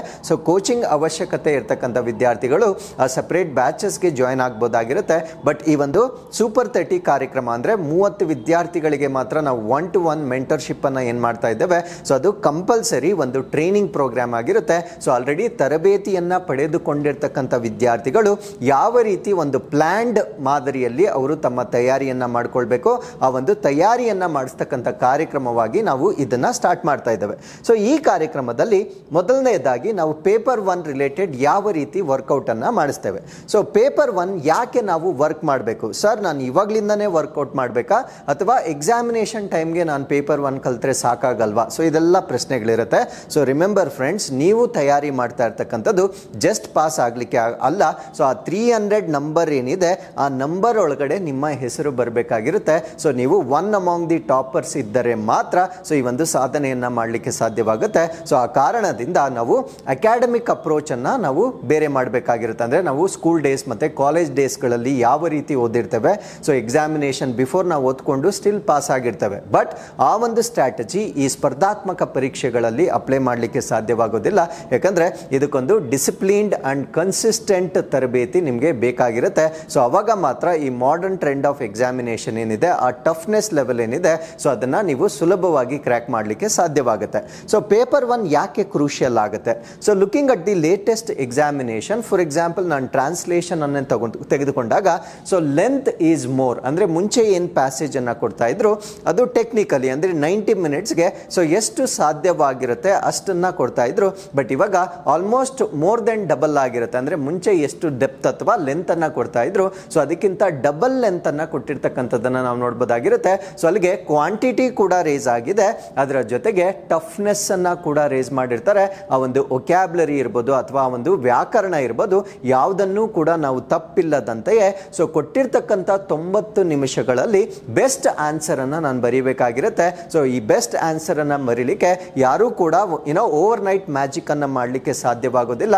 ಸೊ ನಿರಂತರವಾಗಿ ಕಲಿಕೆಯನ್ನು ಹೊಂದಿರತಕ್ಕಂಥ ವಿದ್ಯಾರ್ಥಿಗಳು ಮಾತ್ರ ಆ ಮ್ಯಾಕ್ಸಿಮಮ್ ಥ್ರೆಶೋಲ್ಡನ್ನು ರೀಚ್ ಮಾಡಲಿಕ್ಕೆ ಸಾಧ್ಯವಾಗುತ್ತೆ. ಸೊ ಆ ಒಂದು ಕಾರಣದಿಂದ ಪೇಪರ್ 1 ತರಬೇತಿಯನ್ನು ಕೂಡ ಸೊ ಈಗಲಿಂದನೇ ನಾವು ಸ್ಟಾರ್ಟ್ ಮಾಡಬೇಕಾಗಿರುತ್ತೆ. ಸೊ ಒನ್ಸ್ ಅಗೇನ್ ಇದೊಂದು ಟ್ರೈನಿಂಗ್ ಪ್ರೋಗ್ರಾಮ್ ಆಗಿರುತ್ತೆ. ಅಂದರೆ ಎಕ್ಸಾಮಿನೇಷನ್ ರಿಕ್ವೈರ್ಮೆಂಟ್ ಏನು ಬೇಕಾಗಿರುತ್ತೆ ಸೊ ಅಷ್ಟನ್ನು ತರಬೇತಿ ನೀಡ್ತಕ್ಕಂಥ ಒಂದು ಕಾರ್ಯಕ್ರಮವಾಗಿ ಇದನ್ನು ನಾವು ಕನ್ಸಿಡರ್ ಮಾಡ್ತೇವೆ. ಸೊ ಪೇಪರ್ 1ಗೆ ಸಂಬಂಧಪಟ್ಟಂತೆ ನಾವೇನು ಮಾಡ್ತಾ ಇದ್ದೇವೆ? So I told you in the beginning itself, so we are not preparing for this just to pass. So we are suppose to be 1 among the toppers ಆಗಿರಬೇಕಾಗಿರುತ್ತೆ. So ಇಷ್ಟು ಒಂದು ಅಚೀವ್ಮೆಂಟನ್ನು ನಾವು ಮಾಡಬೇಕಾಗಿದ್ರೆ so ನಮ್ಮ ಪ್ರಾಸೆಸನ್ನು ನಾವು ಮಾಡಬೇಕಾಗಿರುತ್ತೆ. ಅಂದರೆ ನಾವು ಡೆಸ್ಟಿನೇಷನನ್ನು ರೀಚ್ ಆಗೋದಕ್ಕಿಂತ ಮುಂಚೆ ಆ ಜರ್ನಿ ಅಂತಕ್ಕಂಥದ್ದು ಇಂಪಾರ್ಟೆಂಟ್ ಆಗಿರುತ್ತೆ. ಸೊ ಎಷ್ಟು ನೀಟಾಗಿ ಜರ್ನಿಯನ್ನು ನೀವು ಮಾಡಿರ್ತೀರಾ ಸೊ ಅಷ್ಟು ಸೇಫ್ ಆಗಿ ನೀವು ಡೆಸ್ಟಿನೇಷನನ್ನು ರೀಚ್ ಆಗ್ತಕ್ಕಂಥ ಒಂದು ಸಾಧ್ಯತೆ ಇರುತ್ತೆ. ನನಗೆ ಜರ್ನಿನೇ ಮಾಡೋಕ್ಕೆ ಇಷ್ಟ ಇಲ್ಲ ಅಂದರೆ ಡೆಫಿನೆಟ್ಲಿ ನಾವು ಡೆಸ್ಟಿನೇಷನನ್ನು ರೀಚ್ ಆಗಲಿಕ್ಕೆ ಸಾಧ್ಯವಾಗೋದಿಲ್ಲ. ಸೊ ಆ ಜರ್ನಿಯನ್ನು ನಾವು ಮಾಡಿಸ್ತಕ್ಕಂಥ ಒಂದು ಕೆಲಸವನ್ನು ಸೊ ಈ ಒಂದು ಕಾರ್ಯಕ್ರಮದ ಮುಖಾಂತರ ಮಾಡಲಾಗುತ್ತೆ. ಹಾಗಿದ್ರೆ ಪರ್ಟಿಕ್ಯುಲರ್ಲಿ ಈ ಒಂದು ಟ್ರಾನ್ಸ್ಲೇಷನ್ ಅಥವಾ ಪೇಪರ್ 1ಗೆ ಸಂಬಂಧಪಟ್ಟಂತೆ ಸೊ ನಾವು ವೆರಿ ಸಿಂಪಲ್ ಸ್ಟ್ರಾಟಜಿಯನ್ನು ಫಾಲೋ ಮಾಡ್ತಾ ಇದ್ದೀವಿ. ಆ ಸ್ಟ್ರಾಟಜಿ ಏನು ಅಂದರೆ ಸೊ ಕಾರ್ಯಕ್ರಮ ಪ್ರಾರಂಭವಾಗಿರ್ತಕ್ಕಂಥ ಮೊದಲ ದಿನ ಸೊ ಫಸ್ಟ್ ಡೇ ಏನಿರುತ್ತೆ so Kannada to English translation ಮಾಡಬೇಕಾಗಿರುತ್ತೆ. ಅಂದರೆ ಆ ಎಕ್ಸಾಮಿನೇಷನ್ ರಿಕ್ವೈರ್ಮೆಂಟ್ ಯಾವ ರೀತಿ ಇದೆ, ಯಾವ ರೀತಿಯ ಒಂದು ಪ್ಯಾಸೇಜನ್ನು ಕೊಡ್ತಾ ಇದ್ದಾರೆ ಸೊ ಅದೇ ರೀತಿಯ ಸ್ಟ್ಯಾಂಡರ್ಡ್ಗೆ ಸೊ ನಿಮಗೆ ಟ್ರಾನ್ಸ್ಲೇಷನನ್ನು ಮಾಡಿಸಲಾಗುತ್ತೆ. ಮೊದಲನೇ ದಿನ ಕನ್ನಡ ಟು ಇಂಗ್ಲೀಷ್ ಟ್ರೈನಿಂಗ್ ಇರುತ್ತೆ. ಎರಡನೇ ದಿನ ಇಂಗ್ಲೀಷ್ ಟು ಕನ್ನಡ ನೀವು ಟ್ರಾನ್ಸ್ಲೇಟ್ ಮಾಡಬೇಕಾಗಿರುತ್ತೆ. ಸೊ ಮೂರನೇ ದಿನ ಪ್ರಿಸೈಸ್ ರೈಟಿಂಗ್ ಅಥವಾ ಸಂಕ್ಷಿಪ್ತ ಬರವಣಿಗೆಯನ್ನು ಮಾಡಬೇಕಾಗಿರುತ್ತೆ. ನಾಲ್ಕನೇ ದಿನದಿಂದ ಮತ್ತೆ ಸೈಕಲ್ ರಿಪೀಟ್ ಆಗುತ್ತೆ. ಐ ಮೀನ್ ಟು ಸೇ ನಾಲ್ಕನೇ ದಿನ ಮತ್ತೆ ನೀವು ಕನ್ನಡ ಟು ಇಂಗ್ಲೀಷ್ ಟ್ರಾನ್ಸ್ಲೇಟ್ ಮಾಡಬೇಕು. ಮತ್ತೆ 5ನೇ ದಿನ ಇಂಗ್ಲೀಷ್ ಟು ಕನ್ನಡ, 6ನೇ ದಿನ ಒಂದು ಪ್ರಿಸೈಸ್ ರೈಟಿಂಗ್ ಅನ್ನು ಬರಿಬೇಕಾಗಿರುತ್ತೆ. ಸೊ ಈ ರೀತಿ ನಿರಂತರವಾಗಿ ಪರೀಕ್ಷೆ ಬರುವವರೆಗೂ ನಾವು ಪ್ರಾಕ್ಟೀಸ್ ಅನ್ನ ಮಾಡಿದ್ದೆ ಆದಲ್ಲಿ ಅವರು ಎಷ್ಟು ದೊಡ್ಡ ಲೆಂತ್ ಕೊಟ್ಟಿದ್ರು ಪರವಾಗಿಲ್ಲ. ಸೊ ನನಗೆ ಆ ಒಂದು hand and brain coordination develop ಆಗಿರುತ್ತೆ, ಮತ್ತೆ ಆ ಒಂದು ಕಾನ್ಫಿಡೆನ್ಸ್ ಬಿಲ್ಡ್ ಆಗಿರುತ್ತೆ, ಮತ್ತೆ ನನ್ನ ಸ್ಪೀಡ್ ಆಫ್ ರೈಟಿಂಗ್ ಮತ್ತೆ ಹ್ಯಾಂಡ್ ರೈಟಿಂಗ್ ಎಲ್ಲವೂ ಕೂಡ ಇಂಪ್ರೂವ್ ಆಗಿರುತ್ತೆ. ಸೊ ಇವೆಲ್ಲ ಒಟ್ಟಿಗೆ ಸಿನರ್ಜಿ ಆದರೆ ಮಾತ್ರ ಸೊ ಈ ಒಂದು modern toughness of the question paper ಏನಿದೆ ಸೊ ಅದನ್ನು ಸುಲಭವಾಗಿ ಸಾಲ್ವ್ ಮಾಡ್ತಕ್ಕಂಥ ಒಂದು ಸಾಮರ್ಥ್ಯವನ್ನು ನಾವು ಬೆಳೆಸ್ಕೊಳ್ಬೋದಾಗಿರುತ್ತೆ. ಸೊ ಬರೀ ನಿಮಗೆ ಈ ಒಂದು ವರ್ಕನ್ನು ಕೊಟ್ಟು ನಾವು ಬಿಟ್ಬಿಡೋದಿಲ್ಲ. ಸೊ ಪ್ರತಿಯೊಬ್ಬ ವಿದ್ಯಾರ್ಥಿ ತನ್ನ ಆನ್ಸರನ್ನು ಬರೆದ ನಂತರ 1-to-1 ಮೆಂಟರಿಂಗ್ ಇರುತ್ತೆ. ಅಂದರೆ ನೀವು ಬರೆದಿರ್ತಕ್ಕಂಥ ಪ್ರತಿಯೊಂದು ಪದವನ್ನು ನಾವು ವ್ಯಾಲ್ಯೂಯೇಷನ್ ಮಾಡುವ ಮುಖಾಂತರ ಸೊ ಏನೇನು ತಪ್ಪುಗಳಾಗಿದ್ದಾವೆ, ಏನೇನು ನಾವು ಸರಿಪಡಿಸಿಕೊಳ್ಳಬೇಕು, ಯಾವ ಗ್ರಾಮರ್ ತಪ್ಪಾಗಿದೆ, ಯಾವ ವೊಕ್ಯಾಬ್ಯುಲರಿ ತಪ್ಪಾಗಿದೆ, ಸೊ ಇದನ್ನೆಲ್ಲ ನಾವು 1-to-1 ಗೈಡೆನ್ಸ್ ಅನ್ನ ನೀಡ್ತೇವೆ. ಸೊ ಪ್ರತಿಯೊಬ್ಬ ವಿದ್ಯಾರ್ಥಿಗೂ, ಯಾಕಂದ್ರೆ ಈ ಪೇಪರ್ 1 ಅಂತಕ್ಕಂಥದ್ದು we cannot give the mass approach ಅನ್ನ ಕೊಡ್ಲಿಕ್ಕೆ ಸಾಧ್ಯವಾಗೋದಿಲ್ಲ. ಬಿಕಾಸ್ ಪೇಪರ್ 1 ಅಂತಕ್ಕಂಥದ್ದು ಸಬ್ಜೆಕ್ಟಿವ್ ಟೈಪ್ ಆಗಿರೋದ್ರಿಂದ ಪ್ರತಿಯೊಬ್ಬ ವಿದ್ಯಾರ್ಥಿಗಳಿಗೂ ಕೆಲವೊಂದು ವೀಕ್ನೆಸಸ್ ಮತ್ತೆ ಸ್ಟ್ರೆಂತ್ಸ್ ಇರುತ್ತೆ. ಆ ವೀಕ್ನೆಸಸ್ ಅನ್ನ ನಾವು ಐಡೆಂಟಿಫೈ ಮಾಡಿ ಅದನ್ನ ನಾವು ಸ್ಟ್ರೆಂತ್ ಆಗಿ ಕನ್ವರ್ಟ್ ಮಾಡ್ತಕ್ಕಂಥ ಒಂದು ಕಾರ್ಯಕ್ರಮ ಇದಾಗಿರುತ್ತೆ. ಸೊ ಅದರಿಂದ ಪ್ರತಿಯೊಬ್ಬ ವಿದ್ಯಾರ್ಥಿಗೂ ನಾವು ಇಂಡಿವಿಜುವಲಿ ಮೆಂಟೋರ್ಶಿಪ್ ಅನ್ನ ಮಾಡ್ತಕ್ಕಂಥ ಒಂದು ಕಾರ್ಯಕ್ರಮವಾಗಿರುತ್ತೆ. ಸೊ ಪದೇ ಪದೇ ಇದೇ ಪ್ರೋಸೆಸ್ ಅನ್ನ ನಾವು ರಿಪೀಟೆಡ್ ಆಗಿ ಮಾಡಿದಾಗ ಏನಾಗುತ್ತೆ ಅಂದ್ರೆ, ಒಂದು ನಿಮ್ಮ ವೊಕ್ಯಾಬ್ಯುಲರಿ ಸ್ಟ್ರಾಂಗ್ ಆಗುತ್ತೆ, ಎರಡನೇದು ಮಾಡ್ತಕ್ಕಂಥ ವ್ಯಾಕರಣ ತಪ್ಪುಗಳನ್ನ ನಾವು ತಿದ್ದುಕೊಳ್ಬಹುದಾಗಿರುತ್ತೆ, ಸೊ ಮೂರನೇದು ನಿಮ್ಮ ಸ್ಪೀಡ್ ಆಫ್ ರೈಟಿಂಗ್ ಇಂಪ್ರೂವ್ ಆಗುತ್ತೆ. ಸೊ ಅದ್ರ ಜೊತೆಗೆ ನಿಮ್ಮ ಹ್ಯಾಂಡ್ ರೈಟಿಂಗ್ ಅಥವಾ ಬರವಣಿಗೆ ಕೂಡ ಇಂಪ್ರೂವ್ ಆಗುತ್ತೆ. ಸೊ ನೀವು ಕೊಟ್ಟಿರ್ತಕ್ಕಂಥ 90 ನಿಮಿಷದಲ್ಲಿ ಈ ಪೇಪರ್ ಅನ್ನ ಕಂಪ್ಲೀಟ್ ಮಾಡಬೇಕಾಗಿದ್ರೆ ಇವೆಲ್ಲ ಕ್ಯಾರೆಕ್ಟರಿಸ್ಟಿಕ್ಸ್ ಅನ್ನ ಇವಾಗ್ಲಿಂದನೇ ಬಿಲ್ಡ್ ಮಾಡ್ಕೊಳ್ಬೇಕಾಗಿರುತ್ತೆ. ಆ ಬಿಲ್ಡ್ ಮಾಡತಕ್ಕಂಥ ಒಂದು ಕಾರ್ಯಕ್ರಮವನ್ನ ಸೊ ಈ ಒಂದು ಪ್ರೋಸೆಸ್ ಅಲ್ಲಿ ನಾವು ನಿಮ್ಗೆ ಹೇಳ್ಕೊಡ್ತೇವೆ. ಸೊ ಪ್ರತಿಯೊಬ್ಬ ವಿದ್ಯಾರ್ಥಿಗಳಿಗೂ 1-to-1 ಮೆಂಟರ್ಶಿಪ್ ಅನ್ನ ಮಾಡುವ ಮುಖಾಂತರ ಸೊ ನೀವು ಮಾಡಿರ್ತಕ್ಕಂಥ ತಪ್ಪುಗಳನ್ನ ತಿದ್ದಿ ಮುಂದಿನ ಪರೀಕ್ಷೆಯಲ್ಲಿ ಅಂದ್ರೆ ನೆಕ್ಸ್ಟ್ ಸೈಕಲ್ ಆಫ್ ರಿಪಿಟೇಷನ್ ಏನಿರುತ್ತೆ, ಸೊ ಆಗ ಹಿಂದೆ ಮಾಡಿರ್ತಕ್ಕಂಥ ಯಾವುದೇ ತಪ್ಪುಗಳನ್ನ ಮಾಡದೆ ಸೊ ನೀವು ಪುನರಾವರ್ತನೆಯನ್ನ ಮಾಡ್ತಾ ಇದ್ದಾಗ ಏನಾಗುತ್ತೆ ಅಂದ್ರೆ, ಸೊ ನಿಮ್ಮ ಆನ್ಸರ್ ಅಲ್ಲಿ ಒಂದು ಪರ್ಫೆಕ್ಷನ್ ಅನ್ನ ನಾವು ನೋಡಬಹುದಾಗಿರುತ್ತೆ. ಸೊ ಯಾವಾಗ ಪರ್ಫೆಕ್ಷನ್ ಬರುತ್ತೆ ಅವಾಗ ಮ್ಯಾಕ್ಸಿಮಮ್ ಮಾರ್ಕ್ಸ್ ಅನ್ನ ನಾವು ಪೇಪರ್ 1 ಅಲ್ಲಿ ಸ್ಕೋರ್ ಮಾಡಲಿಕ್ಕೆ ಸಾಧ್ಯವಾಗುತ್ತೆ. ಸೊ ನಾವು ಯಾವಾಗ ಪೇಪರ್ 1 ಅಲ್ಲಿ ಮ್ಯಾಕ್ಸಿಮಮ್ ಸ್ಕೋರ್ ಅನ್ನ ಮಾಡ್ತೇವೆ, ಸೊ ನಾವು ಆಯ್ಕೆ ಆಗ್ತಕ್ಕಂಥ ಪ್ರಾಬಬಿಲಿಟೀಸ್ ಇನ್ಕ್ರೀಸ್ ಆಗುತ್ತೆ. ಸೊ ಇತ್ತೀಚೆಗೆ ಕೇಳ್ಬರ್ತಾ ಇರ್ತಕ್ಕಂಥ ಇನ್ನೊಂದು ಸುದ್ದಿ ಕೂಡ ಏನು ಅಂದ್ರೆ, ಸೊ ಪೇಪರ್ 1 ಅನ್ನ 100 ಮಾರ್ಕ್ಸ್ಗೆ ಇನ್ಕ್ರೀಸ್ ಮಾಡ್ಬೇಕಂತ ಕೂಡ ಒಂದು ಟಾಕ್ಸ್ ನಡೀತಾ ಇದೆ. ಸೊ ಅದೇನಾದ್ರೂ ಆದ್ರೆ, ಸೊ ಗೊತ್ತಿಲ್ಲ ಅದು ರಿಲೀಸ್ ಆಗುತ್ತೋ ಇಲ್ವೋ, ಇನ್ನೂ ಕೂಡ ಡಿಸ್ಕಷನ್ ಸ್ಟೇಜ್ ಅಲ್ಲಿ ಇರುತ್ತೆ. ಸಪೋಸ್ ಅದೇನಾದ್ರೂ ರಿಲೀಸ್ ಆದ್ರೆ, ಸೊ ಆಲ್ರೆಡಿ ಪೇಪರ್ 1 ಅನ್ನ ನಾವು crucial paper for your selection ಅಂತ ಹೇಳ್ತಾ ಇದ್ದೇವೆ. ಹಾಗೇನಾದ್ರೂ 100 ಮಾರ್ಕ್ಸ್ ಅದೇನಾದ್ರೂ ಡಬಲ್ ಆಗೋದ್ರೆ ಸೊ ಇದು ಇನ್ನೂ ಕೂಡ ಕ್ರೂಷಿಯಲ್ ಪಾಯಿಂಟ್ ಆಗ್ತಕ್ಕಂಥದ್ದನ್ನ ನಾವು ನೋಡಬಹುದಾಗಿರುತ್ತೆ. ಸೊ ಆ ಒಂದು ಕಾರಣದಿಂದ ಪೇಪರ್ 1 ಅನ್ನು ಕೂಡ ನಾವು ಜನರಲ್ ಸ್ಟಡೀಸ್ಗೆ ಎಷ್ಟು ಪ್ರಾಮುಖ್ಯತೆಯನ್ನು ಕೊಡ್ತೇವೆ ಅಷ್ಟೇ ಪ್ರಾಮುಖ್ಯತೆಯೊಂದಿಗೆ ಪ್ರತಿದಿನ ಅಭ್ಯಾಸ ಮಾಡ್ತಕ್ಕಂಥದ್ದನ್ನ ಸೊ ಈ ಒಂದು ಕಾರ್ಯಕ್ರಮದ ಮುಖಾಂತರ ನಾವು ನೋಡಬಹುದಾಗಿರುತ್ತೆ. ಇಷ್ಟು ಈ ಒಂದು ಟ್ರಾನ್ಸ್ಲೇಷನ್ ಮತ್ತು ಪ್ರಿಸೈಸ್ ರೈಟಿಂಗ್ಗೆ ಸಂಬಂಧಪಟ್ಟಿರ್ತಕ್ಕಂಥ ಒಂದು ಮಾಹಿತಿ ಆಗಿರುತ್ತೆ. ಈವನ್ ಪ್ರಿಸೈಸ್ ರೈಟಿಂಗು ಕೂಡ ಸೊ ಬಾಕ್ಸ್ಗಳು ತುಂಬ ಚಿಕ್ಕದಾಗಿ ಕೊಟ್ಟಿದ್ರು ಅಂತ ಹೇಳಲಾಗ್ತಾ ಇದೆ. ಸೊ ನಾವು ಕೂಡ ಅದೇ ಒಂದು ಸೈಜ್ ಆಫ್ ದಿ ಬಾಕ್ಸಸ್ ಅನ್ನು ಕೊಡುವ ಮುಖಾಂತರ ಸೊ ನಿಮಗೆ ಇಲ್ಲಿಂದನೇ ಪ್ರಾಕ್ಟೀಸ್ ಮಾಡ್ತೇವೆ. ಸೊ ಇನ್ನೊಂದು ಪ್ರಪೋಸಲ್ ಕೂಡ ಇದೆ. ಸೊ ಪರೀಕ್ಷೆಯನ್ನು ಕೆಇಯಿಂದ ಮತ್ತೆ KSPಗೆ ವಾಪಸ್ ಕೊಡಬೇಕು ಅಂತ ಕೂಡ ಇದೆ. ಸೊ ಇವೆಲ್ಲ ಇಫ್ಸ್ ಅಂಡ್ ಬಟ್ಸ್ ಆಗಿರುತ್ತೆ. ಬಟ್ ಎನಿವೇಸ್ ಯಾರು ಪರೀಕ್ಷೆ ಮಾಡಿದ್ರು ಕೂಡ ಆ ಸೆಕ್ಷನ್ಸ್ ಅಂತೂ ಚೇಂಜ್ ಆಗಲ್ಲ, ಅದನ್ನಂತೂ ನಾವು ಕಲೀಲೇಬೇಕಾಗಿರುತ್ತೆ. ಸೊ ಯಾವ ಬೋರ್ಡ್ಗೆ ಎಕ್ಸಾಮಿನೇಷನ್ ಹೋಗುತ್ತೆ ಸೊ ಅದರ ಆಧಾರದ ಮೇಲೆ ಆ ಪ್ರಿಸೀಸ್ ಬಾಕ್ಸ್ಗಳನ್ನು ನಾವು ವೇರಿಯೇಷನ್ ಮಾಡ್ಕೊಳ್ತೇವೆ. ಬಿಕಾಸ್ KSPಗೆ ಹೋದಾಗ ಸೊ ಅವರು ಒಂದು ಲೈನಲ್ಲಿ 3 ಬಾಕ್ಸ್ ಅನ್ನು ಕೊಡ್ತಾ ಇದ್ದಾರೆ. ಬಟ್ KEAದಲ್ಲಿ ಒಂದು ಲೈನಲ್ಲಿ ಜಾಸ್ತಿ ಬಾಕ್ಸ್ ಕೊಡ್ತಾರೆ. ಅದ್ರ ಜೊತೆಗೆ ಅದರ ಗಾತ್ರ ಕೂಡ ಅಂದ್ರೆ ಅದರ ಸೈಜ್ ಕೂಡ ಬಹಳ ಚಿಕ್ಕದಾಗಿರ್ತಕ್ಕಂಥದ್ದನ್ನು ನಾವು ನೋಡ್ಬೋದಾಗಿರುತ್ತೆ.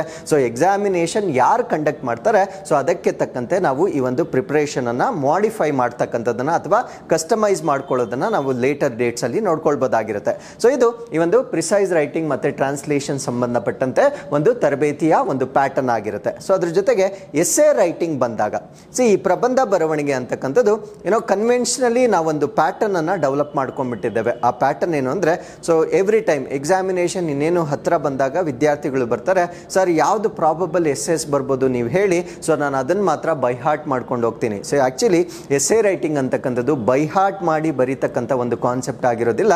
ಸೊ ಅದು it is like a fingerprint. ಅಂದ್ರೆ every student should have written different content, ಅಂದ್ರೆ ತನ್ನದೇ ಆಗಿರ್ತಕ್ಕಂಥ ಒಂದು ಕಂಟೆಂಟ್ ಅನ್ನ ಡೆವಲಪ್ ಮಾಡ್ಕೊಳ್ಬೇಕಾಗಿರುತ್ತೆ. ಆ ಕಂಟೆಂಟ್ ಅನ್ನ ಡೆವಲಪ್ ಮಾಡ್ಕೊಳ್ಬೇಕಾಗಿದ್ರೆ ಸೊ ಅದಕ್ಕೆ ತಯಾರಿ ಬೇಕಾಗಿರುತ್ತೆ. ಯಾರು ಕೂಡ ಓವರ್ ನೈಟ್ ಒಂದು ಬೆಸ್ಟ್ ಕಂಟೆಂಟ್ ಅನ್ನ ಬರೀಲಿಕ್ಕೆ ಸಾಧ್ಯವಾಗೋದಿಲ್ಲ. ಯಾರು ನಿರಂತರವಾಗಿ ಆ ಒಂದು ಪ್ರೋಸೆಸ್ ಅನ್ನ ಫಾಲೋ ಮಾಡ್ತಾರೆ ಸೊ ಅವರು ಮಾತ್ರ ಬೆಸ್ಟ್ ಕಂಟೆಂಟ್ ಅನ್ನ ಬರೀಲಿಕ್ಕೆ ಸಾಧ್ಯವಾಗುತ್ತೆ. ಸೊ ಏನಕ್ಕೆ ಈ ಒಂದು ಎಸ್ಸೆ ಟಾಪಿಕ್ ಅನ್ನ ನಾವು ಹೆಚ್ಚಿನ ಪ್ರಾಮುಖ್ಯತೆಯಿಂದ ನಾವಿಲ್ಲಿ ಡಿಸ್ಕಸ್ ಮಾಡ್ತಾ ಇದ್ದೀವಿ ಅಂದ್ರೆ, ಸೊ ಲೇಟೆಸ್ಟ್ ಕ್ವೆಶ್ಚನ್ ಪೇಪರ್ ಅನ್ನ ನಾವು ನೋಡಿದಾಗ 5 ಟಾಪಿಕ್ಸ್ ನಮಗೆ ಲೇಟೆಸ್ಟ್ 402 ಎಕ್ಸಾಮಿನೇಷನ್ ಅಲ್ಲಿ ಏನು ಕೊಟ್ಟಿದ್ದಾರೆ ಸೊ ಇದರಲ್ಲಿ ನಾವು ಅನಲೈಸ್ ಮಾಡಿದಾಗ ಕೆಲವೊಂದು ಟಾಪಿಕ್ಸ್ ಆಕ್ಚುಲಿ ನಾವು PSIಗೆ ಎಕ್ಸ್ಪೆಕ್ಟೇ ಮಾಡಿರೋದಿಲ್ಲ, ಆ ರೀತಿಯ ಟಾಪಿಕ್ಸ್ ಬಂದಿರತಕ್ಕಂಥದ್ದನ್ನು ನಾವು ನೋಡ್ಬೋದಾಗಿರುತ್ತೆ. ಫಾರ್ ಎಕ್ಸಾಂಪಲ್ ಇಲ್ಲಿ ನೋಡಿ, ಭಾರತದ ಆಡಳಿತದಲ್ಲಿ ಲ್ಯಾಟರಲ್ ಎಂಟ್ರಿ ಅನುಕೂಲತೆ ಮತ್ತು ಅನಾನುಕೂಲತೆ ಅಂತ ಕೊಟ್ಟಿದ್ದಾರೆ. ಆಕ್ಚುಲಿ ಆ ಒಂದು ಪರೀಕ್ಷೆ ಆಗುವ ಸಮಯದಲ್ಲಿ ಈ UPSC ಕ್ಯಾಡರ್ ಏನಿದೆ, ಸೊ ಅದಕ್ಕೆ ಲ್ಯಾಟರಲ್ ಎಂಟ್ರಿಗೆ ಸಂಬಂಧಪಟ್ಟಂತೆ ಡಿಸ್ಕಷನ್ಸ್ ನಡೀತಾ ಇತ್ತು.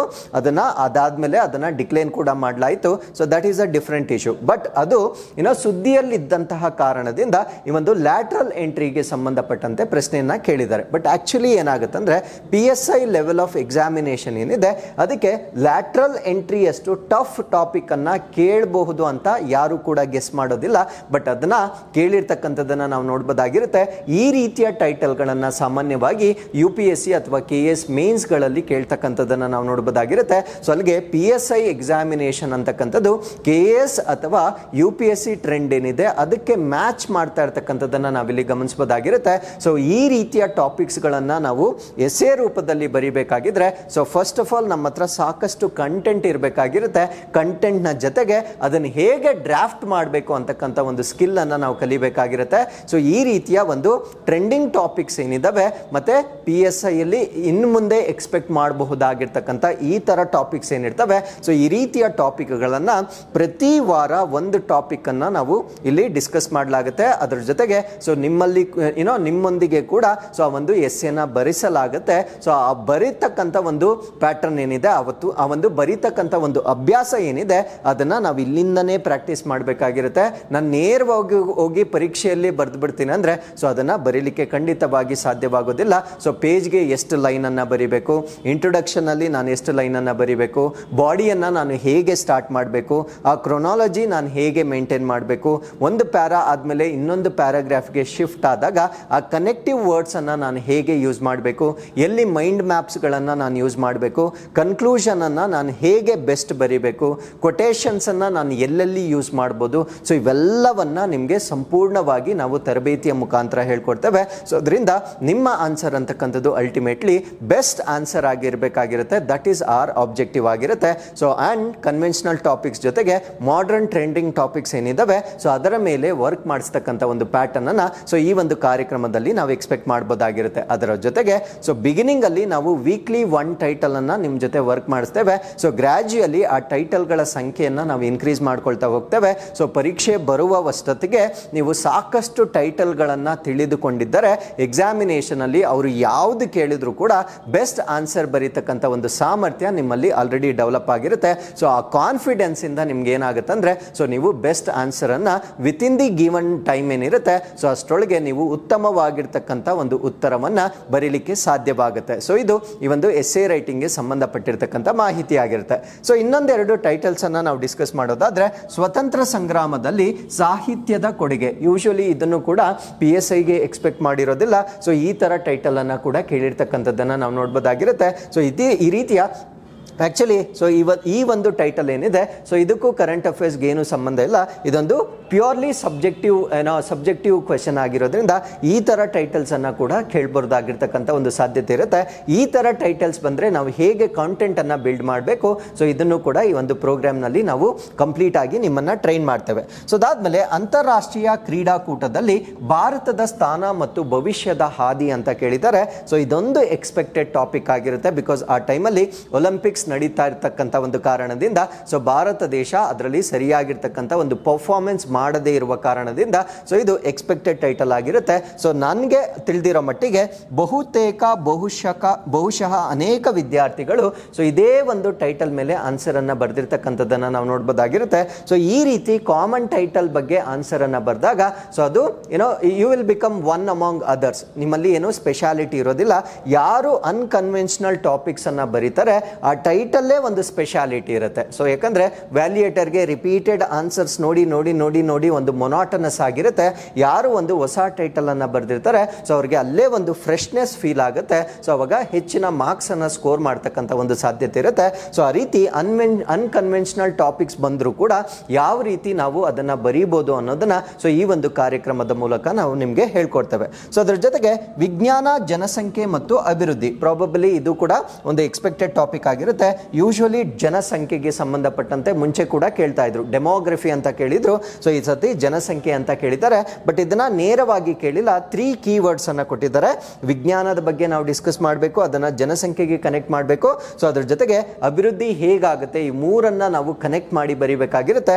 ಸೊ ಇದು ನೋಡ್ಲಿಕ್ಕೆ ತುಂಬಾ ಈಸಿ ಇರುತ್ತೆ, ಬಟ್ ಡ್ರಾಫ್ಟ್ ಮಾಡಲಿಕ್ಕೆ ಸೊ ಅದನ್ನ ಹೇಗೆ ಕನೆಕ್ಟ್ ಮಾಡಬೇಕು, ಯಾವ ವಿಷಯಗಳನ್ನ ನಾನು ಅಲ್ಲಿ ಪ್ರಸ್ತಾಪ ಮಾಡಬೇಕು, ಸೊ ಅದನ್ನ ನೀವು ಸಂಪೂರ್ಣವಾಗಿ ಕಲಿಬೇಕಾಗಿರುತ್ತೆ. ಸೊ ಈ ರೀತಿಯ ಒಂದು ಟೈಟಲ್ಸ್ ಗಳನ್ನ ಕೂಡ ನಾವು ಪ್ರಾಕ್ಟೀಸ್ ಮಾಡ್ತಕ್ಕಂಥದ್ದನ್ನ ನಾವು ನೋಡ್ಬೋದಾಗಿರುತ್ತೆ. ಸೊ ಕೊನೆಯದಾಗಿ ಈ ಒಂದು ಕೇಂದ್ರ ಮತ್ತು ರಾಜ್ಯಗಳ ಸಾಮರಸ್ಯದಲ್ಲಿ ರಾಜ್ಯಪಾಲರ ಪಾತ್ರ ಅಂದ್ರೆ ಗವರ್ನರ್ಸ್ ರೋಲ್ ಇನ್ ಸೆಂಟ್ರಲ್ ಮತ್ತೆ ಸ್ಟೇಟ್ಸ್ ಇವನು ಅಂಡರ್ಸ್ಟ್ಯಾಂಡಿಂಗ್. ಸೊ ಈ ಒಂದು ಸಾಮರಸ್ಯದಲ್ಲಿ ರಾಜ್ಯ ಮತ್ತು ಕೇಂದ್ರಗಳ ಸಾಮರಸ್ಯದಲ್ಲಿ ರಾಜ್ಯಪಾಲರ ಪಾತ್ರ. ಆಕ್ಚುಲಿ ಸೊ ನಮ್ಮ ಸ್ಟೇಟ್ ಅಲ್ಲಿ ಆ ಸಮಯದಲ್ಲಿ ರಾಜ್ಯಪಾಲರಿಗೆ ಮತ್ತೆ ಸ್ಟೇಟ್ ಗವರ್ಮೆಂಟ್ಗೆ ಸಂಬಂಧಪಟ್ಟಂತೆ ಕೆಲವೊಂದು ಕಾನ್ಫ್ಲಿಕ್ಟ್ಸ್ ಗಳು ನಡೀತಾ ಇತ್ತು. ಸೊ ಆ ಒಂದು ಕಾಂಟೆಕ್ಸ್ಟ್ ನಲ್ಲಿ ಈ ಟೈಟಲ್ ಅನ್ನ ಕೊಟ್ಟಿರ್ತಕ್ಕಂಥದ್ದನ್ನ ನಾವು ನೋಡಬಹುದಾಗಿರುತ್ತೆ. ಸೊ ಇದು ಕೂಡ ಆಕ್ಚುಲಿ PSIಗೆ ಎಕ್ಸ್ಪೆಕ್ಟೆಡ್ ಟೈಟಲ್ ಆಗಿರೋದಿಲ್ಲ, ಬಟ್ ಆ ರೀತಿಯ ಟೈಟಲ್ ಅನ್ನ ಇಲ್ಲಿ ಕೇಳಿರ್ತಕ್ಕಂಥದ್ದನ್ನ ನಾವು ನೋಡಬಹುದಾಗಿರುತ್ತೆ. ಸೊ ಇಲ್ಲಿಗೆ ನಮ್ಗೆ ಏನ್ ಅರ್ಥ ಆಗುತ್ತೆ ಅಂದ್ರೆ, ಸೊ ಇನ್ನು ಮುಂದೆ ನಾವು ಎಸ್ಸೇಸ್ ಗಳನ್ನ ಪ್ರಿಪೇರ್ ಮಾಡುವಾಗ ಆ ಕನ್ವೆನ್ಷನಲ್ ಪ್ಯಾಟರ್ನ್ ಏನಿದೆ ಅಂದ್ರೆ ವಿಮೆನ್ ಎಂಪವರ್ಮೆಂಟ್ ಬಗ್ಗೆ ಕೇವಲ ರೆಡಿ ಆಗ್ತಕ್ಕಂಥದ್ದು, ಒಂದು ಯಾವ್ದಾದ್ರು ಎನ್ವೈರನ್ಮೆಂಟ್ ಬಗ್ಗೆ ರೆಡಿ ಆಗ್ತಕ್ಕಂಥದ್ದು.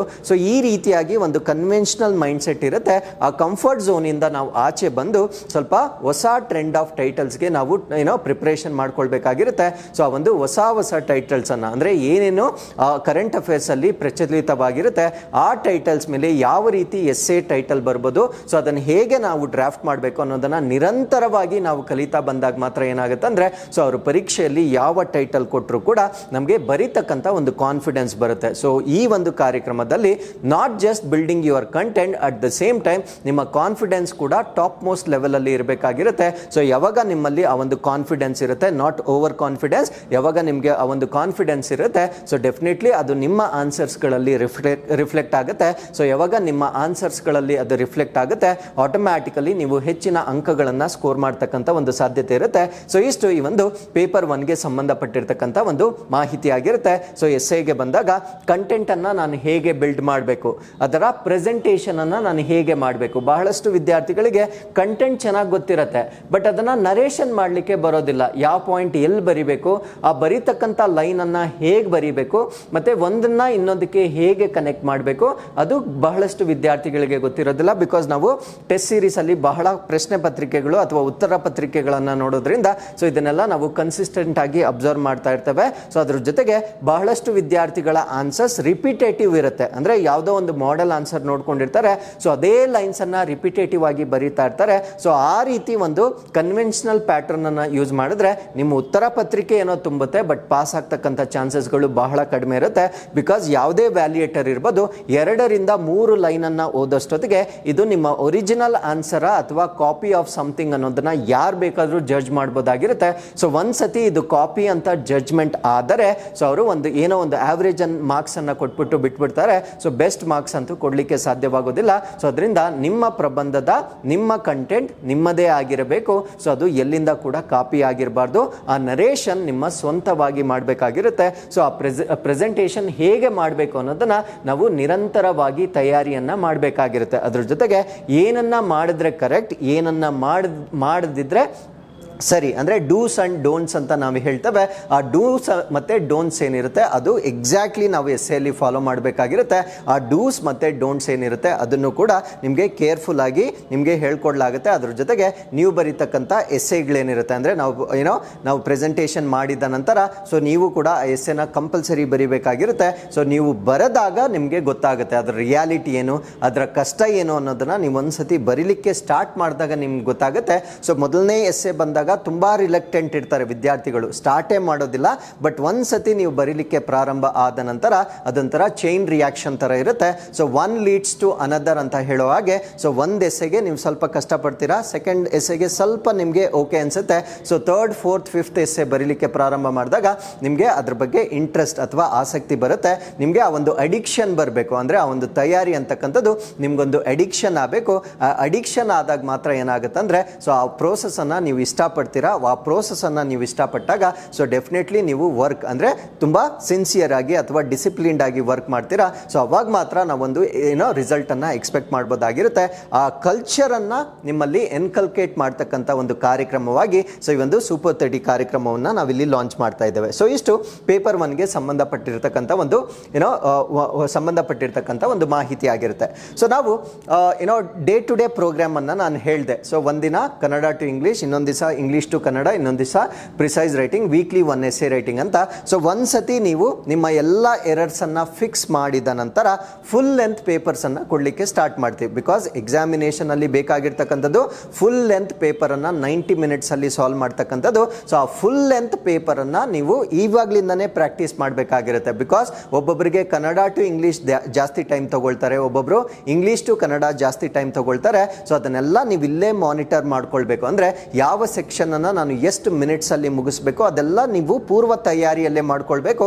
ನಾನು ಎಕ್ಸಾಮಿನೇಷನ್ ಹಾಲ್ಗೆ ಹೋಗಿ ಅಲ್ಲೇ ನಾನು ಟೈಮ್ ಅಡ್ಜಸ್ಟ್ ಮಾಡ್ಕೊಳ್ತೀನಿ, ಹಂಗೆ ಬರೋದಿಲ್ಲ. ಅರ್ಥ ಆಯ್ತಲ್ವಾ? ಸೊ ಯಾರು ಇದನ್ನು ಇಲ್ಲೇ ಕಸ್ಟಮೈಸ್ ಮಾಡ್ಕೊಂಡು ಹೋಗಿರ್ತಾರೆ ಸೊ ಅವ್ರು ಮಾತ್ರ ಅಲ್ಲಿ ಪರ್ಫೆಕ್ಟ್ ಆಗಿ ಅದನ್ನು ಎಕ್ಸಿಕ್ಯೂಷನ್ ಮಾಡಲಿಕ್ಕೆ ಸಾಧ್ಯವಾಗುತ್ತೆ. ಸೊ ನಾನು ಎಕ್ಸಾಮಿನೇಷನ್ ಹಾಲಲ್ಲೇ ಹೋಗಿ ಅದನ್ನೆಲ್ಲ ಕಸ್ಟಮೈಸ್ ಮಾಡ್ಕೊಳ್ತೀನಿ ಅಂದರೆ ಸೊ ಅದು ಆಗದೇ ಇರತಕ್ಕಂಥ ಒಂದು ಕೆಲಸವಾಗಿರುತ್ತೆ. ಸೊ ಅದರಿಂದ ಫುಲ್ ಲೆಂತ್ ಪೇಪರ್ಸನ್ನು ಕೊಡ್ತೇವೆ. ಸೊ ಎವ್ರಿ ಟೈಮ್ ನಾವು ಫುಲ್ ಲೆಂತ್ ಪೇಪರ್ ಕೊಟ್ಟರು ಕೂಡ, ಇಂಡಿವಿಜುವಲ್ ಪೇಪರ್ ಕೊಟ್ಟರು ಕೂಡ, ಪ್ರತಿಯೊಂದು ಪತ್ರಿಕೆಯನ್ನು ಕೂಡ ನಿಮ್ಮ ಪಕ್ಕದಲ್ಲೇ ಕುಳಿತುಕೊಂಡು ವ್ಯಾಲ್ಯೂಯೇಷನ್ ಮಾಡುವ ಮುಖಾಂತರ ಸೊ ಏನೇನು ತಪ್ಪುಗಳಾಗಿದೆ ಅದನ್ನು ಮಾರ್ಗದರ್ಶನ ಮಾಡಿ ಆ ತಪ್ಪುಗಳನ್ನು ನೀವು ಪ್ರಮುಖ ಪರೀಕ್ಷೆಯಲ್ಲಿ ಮಾಡಬಾರದು. ಸೊ ಅದನ್ನು ನೋಡ್ಕೊಳ್ತಕ್ಕಂಥ ಜವಾಬ್ದಾರಿ ನಮ್ಮದಾಗಿರುತ್ತೆ. ಸೊ ಇಷ್ಟು ಪತ್ರಿಕೆ 1ಕ್ಕೆ ಸಂಬಂಧಪಟ್ಟಿರ್ತಕ್ಕಂಥ ಮಾಹಿತಿ ಆಗಿರುತ್ತೆ. ಇನ್ನೊಂದು ಜನರಲ್ ಸ್ಟಡೀಸ್, ಸಾಮಾನ್ಯ ಅಧ್ಯಯನಕ್ಕೆ ಬಂದಾಗ ನಾವು ಯೂಸ್ ಮಾಡ್ತಾ ಇರ್ತಕ್ಕಂಥ ಅಪ್ರೋಚ್ ಯಾವುದು ಅಂದರೆ ರಿವರ್ಸ್ ಎಂಜಿನಿಯರಿಂಗ್ ಅಪ್ರೋಚನ್ನು ನಾವು ಯೂಸ್ ಮಾಡ್ತಾ ಇದ್ದೇವೆ. ಸೊ ಈ ಒಂದು ಕಾರ್ಯಕ್ರಮದಲ್ಲಿ ನಾನು ಮುಂಚೆನೇ ಹೇಳಿದಾಗೆ ನಾವು ತೆಗೆದುಕೊಳ್ತಾ ಇರ್ತಕ್ಕಂಥ ವಿದ್ಯಾರ್ಥಿಗಳ ತರಬೇತಿ ಆಲ್ರೆಡಿ ಕಂಪ್ಲೀಟ್ ಆಗಿರಬೇಕು.